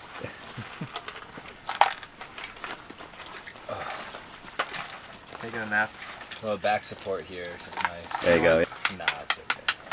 Not anything like that touching me. It's smothering me. The heat smothering on my pores. Goddamn. The bum sweat. Yeah, that's right. Look at a sweaty ass pillow for the back of my head. Nice. You're right, I'm sorry. You meant well. You meant well. Oh yeah, I'm lying on the Well, you know. There's the video. Well, I Excellent. know. Do I have Instagram on this phone? I guess I do. Yeah. Whoa. Oh, hang on. Chemo Washington here. See, the way I dig with that, In my where's the hometown big of screwdriver? Pennsylvania. Put the big, and then you hammer Yeah, on quite it. extreme. I don't What? want to be too No, loud. no, I got this that water. Hang on a sec. Cold water. Let's listen to this for a minute, Jim. We've got a video from Chemo. Hello, ladies and gentlemen. Finally back in my hometown of Ephrata, Pennsylvania. Not quite as hot as Utah was, but still in sight, nonetheless. I just wanted to give a short reflection on my last 2 weeks. The whole reason I made this account was because I was going to this, and a bunch of my friends and family wanted to know about the behind the scenes of paleontology. How does it work? What do we actually do? And I think this was a perfect experience to really show exactly how all of this works. What a 2 weeks. It's been incredible. It's been incredible. Not only the people I've met, the things that I've done over these last 2 weeks, but just the whole experience as a whole. Really, really, really good. My career's pretty young. I've only been doing this for like a year. I'm not going to count anything before undergrad because that's all really just for fun and just so I can know. Longer than I realized, but this is cool. Like, doing geology and paleontology for serious, for academic purposes has basically been a so far 1 year process. But even with such a young career, what a way to jump into it. That was really good. I think it was really valuable for me, not just to learn how to dig, because I've never done field work before. This was the first one. So learning how to dig, learning what to look for, especially at Doling's Bowl, those bones are not really that easy to spot. No. So something like the Morrison, for example, it's going to be a lot easier to spot, but I feel like starting here was a really good option. And I didn't find a ton of bones myself. I think I found like 1 or 2. And none of them ended up being worth saving. But,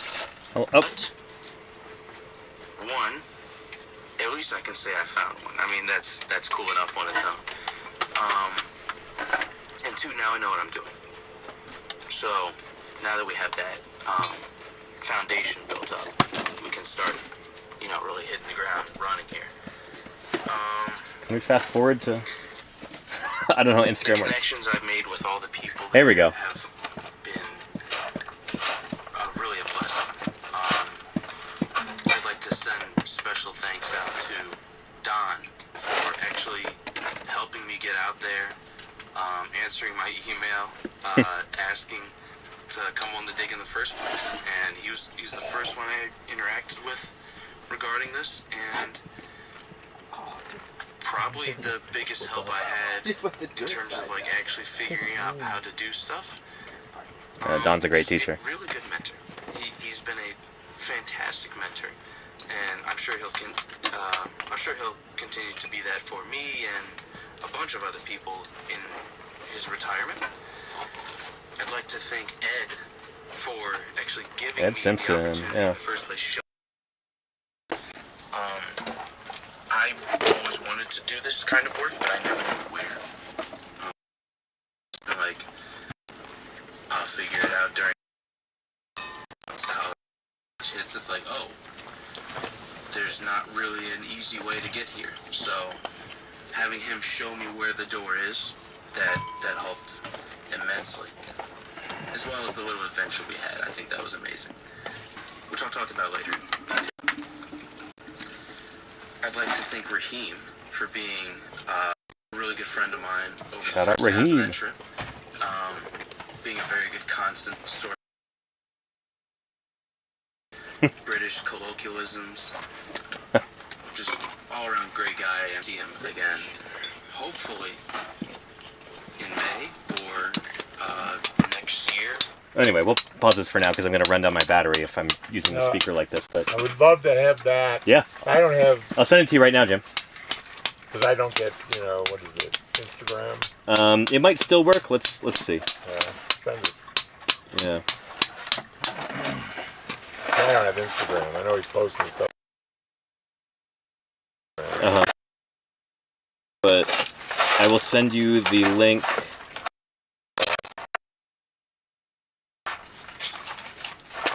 In any event, everybody, that's where's Jim? There's Jim. Why we're here in the hot blazing sun, so students can have opportunities. Yep. That's why we don't. That's why we do this during the hottest time of the year. Yeah.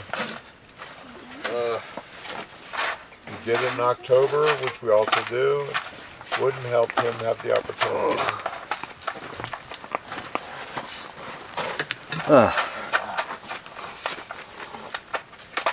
Nice. Nice work. But you can always call your legislators and tell them we need to change the school year so that October is a break that they can come out big dinosaurs when it's nice. Let's see. Oh, we've got Godzilla enthusiast in the chat. Take this too. Hello, hello. We've got some Godzilla devotees here. We're not going to talk about that right now, but I know. Got a question. What's the dinosaur that inspired you to want to be a paleontologist? Same question for Jim and the crew. I don't know if there's a particular dinosaur that inspired me to want to become a paleontologist. Oh yeah. I don't know. Jim, is there a particular dinosaur that you were really interested in when you were a kid that helped you get interested in natural history and paleontology? Well, it was, the dinosaur, the big eight, common dinosaurs in the 50s. Yeah. The marks that got. Then I fell in love with not a dinosaur, a Chronosaurus. It's at Harvard. Harvard. At Harvard. Looking at that, I Chronosaurus was at like, Harvard. holy Museum of Comparative Zoology. The Mark series put out a Chronosaurus. Yeah. So it's like, I got one pretty early in my life. Nice. So here's a toy one of this one. I can go take the subway in and just sit there and spend hours looking at it. I was in love with that thing. there was a period of time I go in there like every Wicked sweet, Yeah. wicked That's why fun. Ferris Jenkins goes, why didn't you ever ask to meet the paleontologist? Right. It's like, Harvard. Harvard. Harvard. I live on the South Shore. We're Other side of the tracks. I was like, I'm never gonna talk to the people who work here. You know what I mean? I'm never gonna working eat. with them. Made them real happy. Just trying to look small so they don't kick you out. That's how I often Kinda felt true, at some of these museums, honestly. yeah. Especially when you come in taking the subway. It's just, no regrets. Yeah. No regrets. Do you have that plastic Chronosaurus still?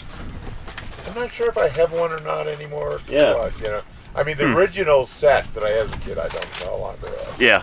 But do I have the Chronosaurus? Do I have reacquired a few of them? Yeah. And there's been a couple bad knockoffs. Oh yeah. In the dollar stores and everything, yeah. You see these ones,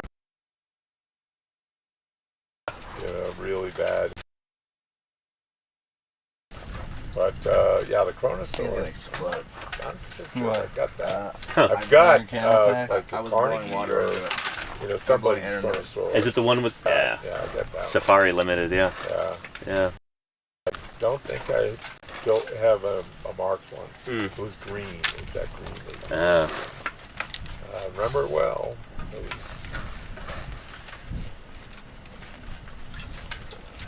I used to always say I was going to go to Queensland and find one. I never did that. Hmm. I was probably the only major bucket list thing as a kid. Well, not yet. Never got to do. Well, it's, Going to Australia is a bit of a budget jump away. Well, if you ever get some Netflix money, And Netflix, You know? yeah.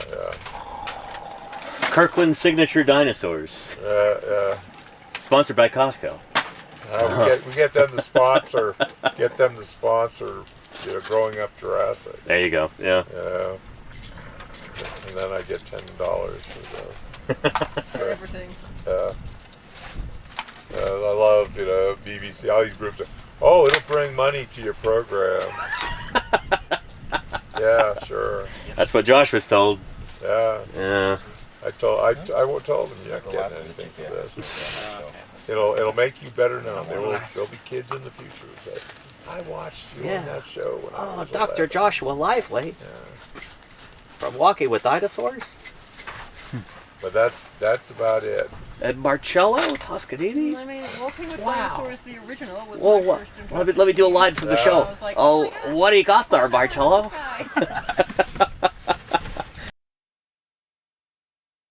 Do 50 years from now, and little kids. Oh, look, is that Marcello? 2000. Yeah. No way. Oh, dude, I mean, we gotta say the line. No, Was no that- one mentions my. Marcello. Marcello. Do the part with the osteoderms. The part where you nearly fall down the cliff. with the footprint falling on your chest. Say the line, Marcello.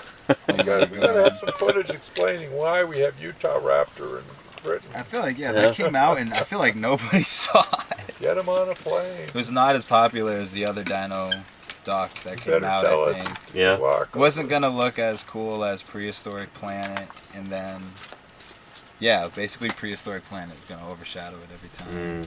When dinosaurs roam North America. And of course, when it came out, everyone was just like, "Okay, here's everything that's wrong with every episode." Because they were expecting it to be like Walking with Dinosaurs. It's a different kind of show. Yeah. Get a directorial acknowledgement, but they had to cut that whole sentence. We were just describing what they're seeing, Yeah. I'm just right front there. Yep. And the steady cam on the thing, they could not fix that footage. Yeah. It was too much vibration. Mm. And I remember flying alongside a golden eagle, like 20 feet off the side of the helicopter, just pacing us. That's so literally cool. 20 feet off. Yeah. And they filmed the whole thing. It was all over the place. They had a steady cam. Yep. He tried hard to They used to be really expensive. Nowadays, you can do that with software where you just I had stabilize the image. volunteers that filmed us like over at Gaston. Well, we've got a question in the chat. Jim, what are you going to do after you retire? What are your plans? I'm going to be trying to promote Dawn of the Cretaceous Fossil Beds National Monument. Yeah. That's definitely a bucket list thing to be a squeaky wheel with the day I die. And the squeakiest wheel. Yeah. I'm very much looking forward to listening to this wheel. Yeah. It's, with all its I'm squeaks. pretty much there too anymore. And even people work. There's no one that doesn't know I'm promoting this. Yeah.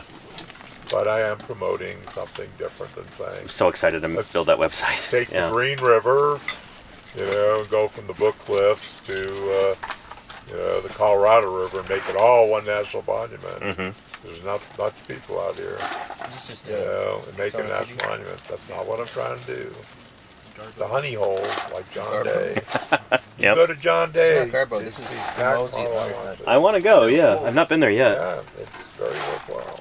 We've got a lot of fossils at Berkeley from that region, but... Oh yeah, they have units. They're bounced, like the eastern half of Oregon, or central half of Oregon. They're well separated, but they basically cover the whole age of mammals pretty much.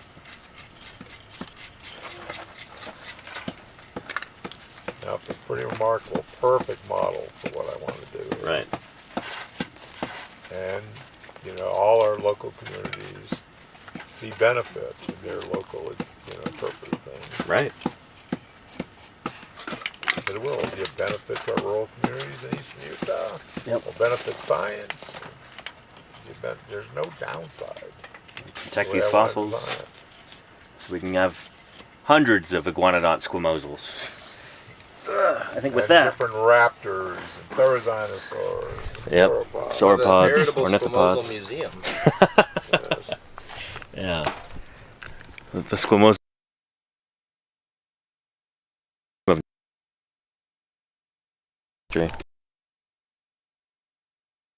400 Iguana, species from the Cedar Mountain Formation. Right. Sorry, Phil. Eat your heart out. Yeah, because Canadians. we just started. You got- Yeah, we love Phil. oh, of course. Yeah. Yeah. He is wonderful. Does anybody have toilet paper out? Marco Tour says, does Jim have any stories of John Ostrom he can share? We'll save that for tomorrow, I think. I got to wrap up this stream. But Jim has plenty of John Ostrom stories. And So. his son was very nice to me. And Yeah. That's today. Awesome. Yeah, he's Yeah. been sending me a lot of stuff. Excellent. Yeah. Yeah. That isn't Mark, is it? Yeah, Mark. He might be here in the chat right now, actually. Mark, you're in Is the that chat. is that you, Marco You there? Tour? Hi. What? Yeah, why not? Yeah. Yeah. Danke. But Yep, that generation was very good to me. excellent. Well, maybe we'll end on that note. Maybe we'll get Jim. What's a John Ostrom story that not the SVP one? Because I feel like we covered that one. Me, basically, you know, as a kid that worked for Dynamation, I had my PhD, but all of a sudden I had this big giant ankylosaur site, and I'm working. It's early Cretaceous. What do we know about this stuff? Yeah.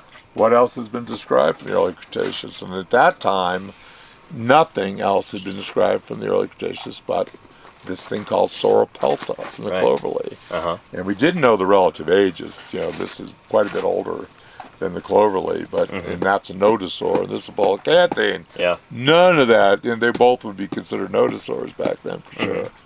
And I wrote to John explaining, you know, showing pictures of what I had. And I only knew I had ankylosaurs at that point. Yeah. And asking, you know, is there any way you could, you know, I could get information on Sauropelta. And he sent me the book on the cloverleaf, the descriptions of Sauropelta. Wow. He was just, you know, like, just get out of the blue. And we now know. That's so generous of him. You know, well, you know, it's like I do the same thing, pay it forward. Yeah. You know, pay it forward. It's, but John was very good to me. And then, you know, I'd see him at meetings, you know, when I brought him the Utah Raptor Claw. Yeah. You know, it's like that was the first time I really met him. And John knew who I was, remembered, you know, correspondence, and you know, just totally enthused and supportive. That's so cool. Of what I did, you know. And he's, you know, the big gun at Yale, and this guy in Grand Junction, Colorado, at Dynamation International Society, you know, and treating me just like, you know, he would treat Phil Curry, or you know, I mean, he treated me very well. That's awesome. Yeah. Thanks, Jim. Good man. Yeah. A lot of gentlemen in that generation of our profession. Yep. Yeah. Man, I would have loved to have met John Ostrom. Yeah, he was a legend. Anyway, we're going to wrap up this stream. It's coming up on 6 o'clock here. So, nearly a 4-hour stream today. Holy cow. You're welcome, Marco Tours. Thanks for being here. Yeah, and I'm sure we'll have more John Ostrom stories. Nice. Ethan, you got that capped? Beautiful. Yeah. Got to get that thing covered before we leave, because that's really important. Protect myself from the sun here. Thanks for being here today, everybody. We went extra long with today's stream. I had a good time today. I hope you did too. Thanks so much for joining us, and we're going to find somebody to raid into to maybe continue our science. So don't go away just yet. Let's see who else we have got. Here we go. Twitch, watch, following. Let's see. Oh, PaleoStream is on. Well. We might go say hello to PaleoStream. We're going to continue the paleontology. Excellent.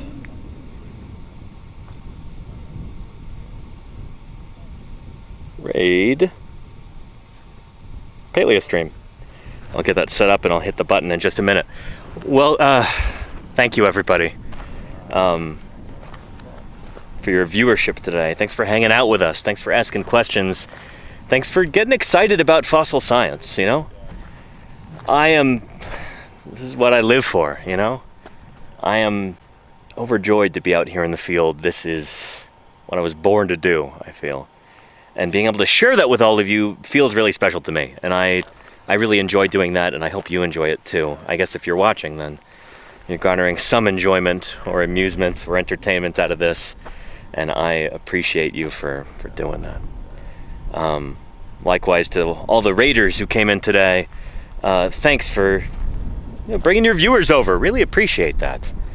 That's the primary means of discovery here on Twitch. It's how people find out about this channel. Thank you, everybody who raided in. Thank you to all the new followers and the subscribers and the gifters and the cheerers, the people who make these streams possible through their financial contributions. I couldn't do this without you. I could not be out here were it not for your generous financial support by subscribing or gifting or cheering or including Ko-Fi. None of this could happen without that, so thank you for making this possible. To the moderator,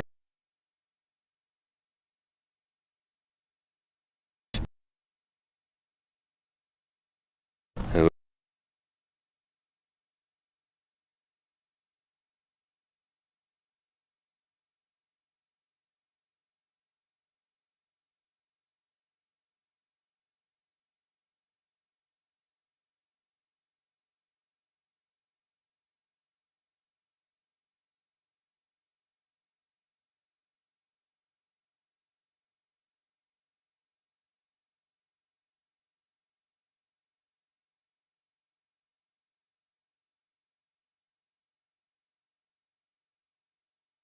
see you tomorrow for some more paleontologizing. Same time, same place. All right, take care, everybody.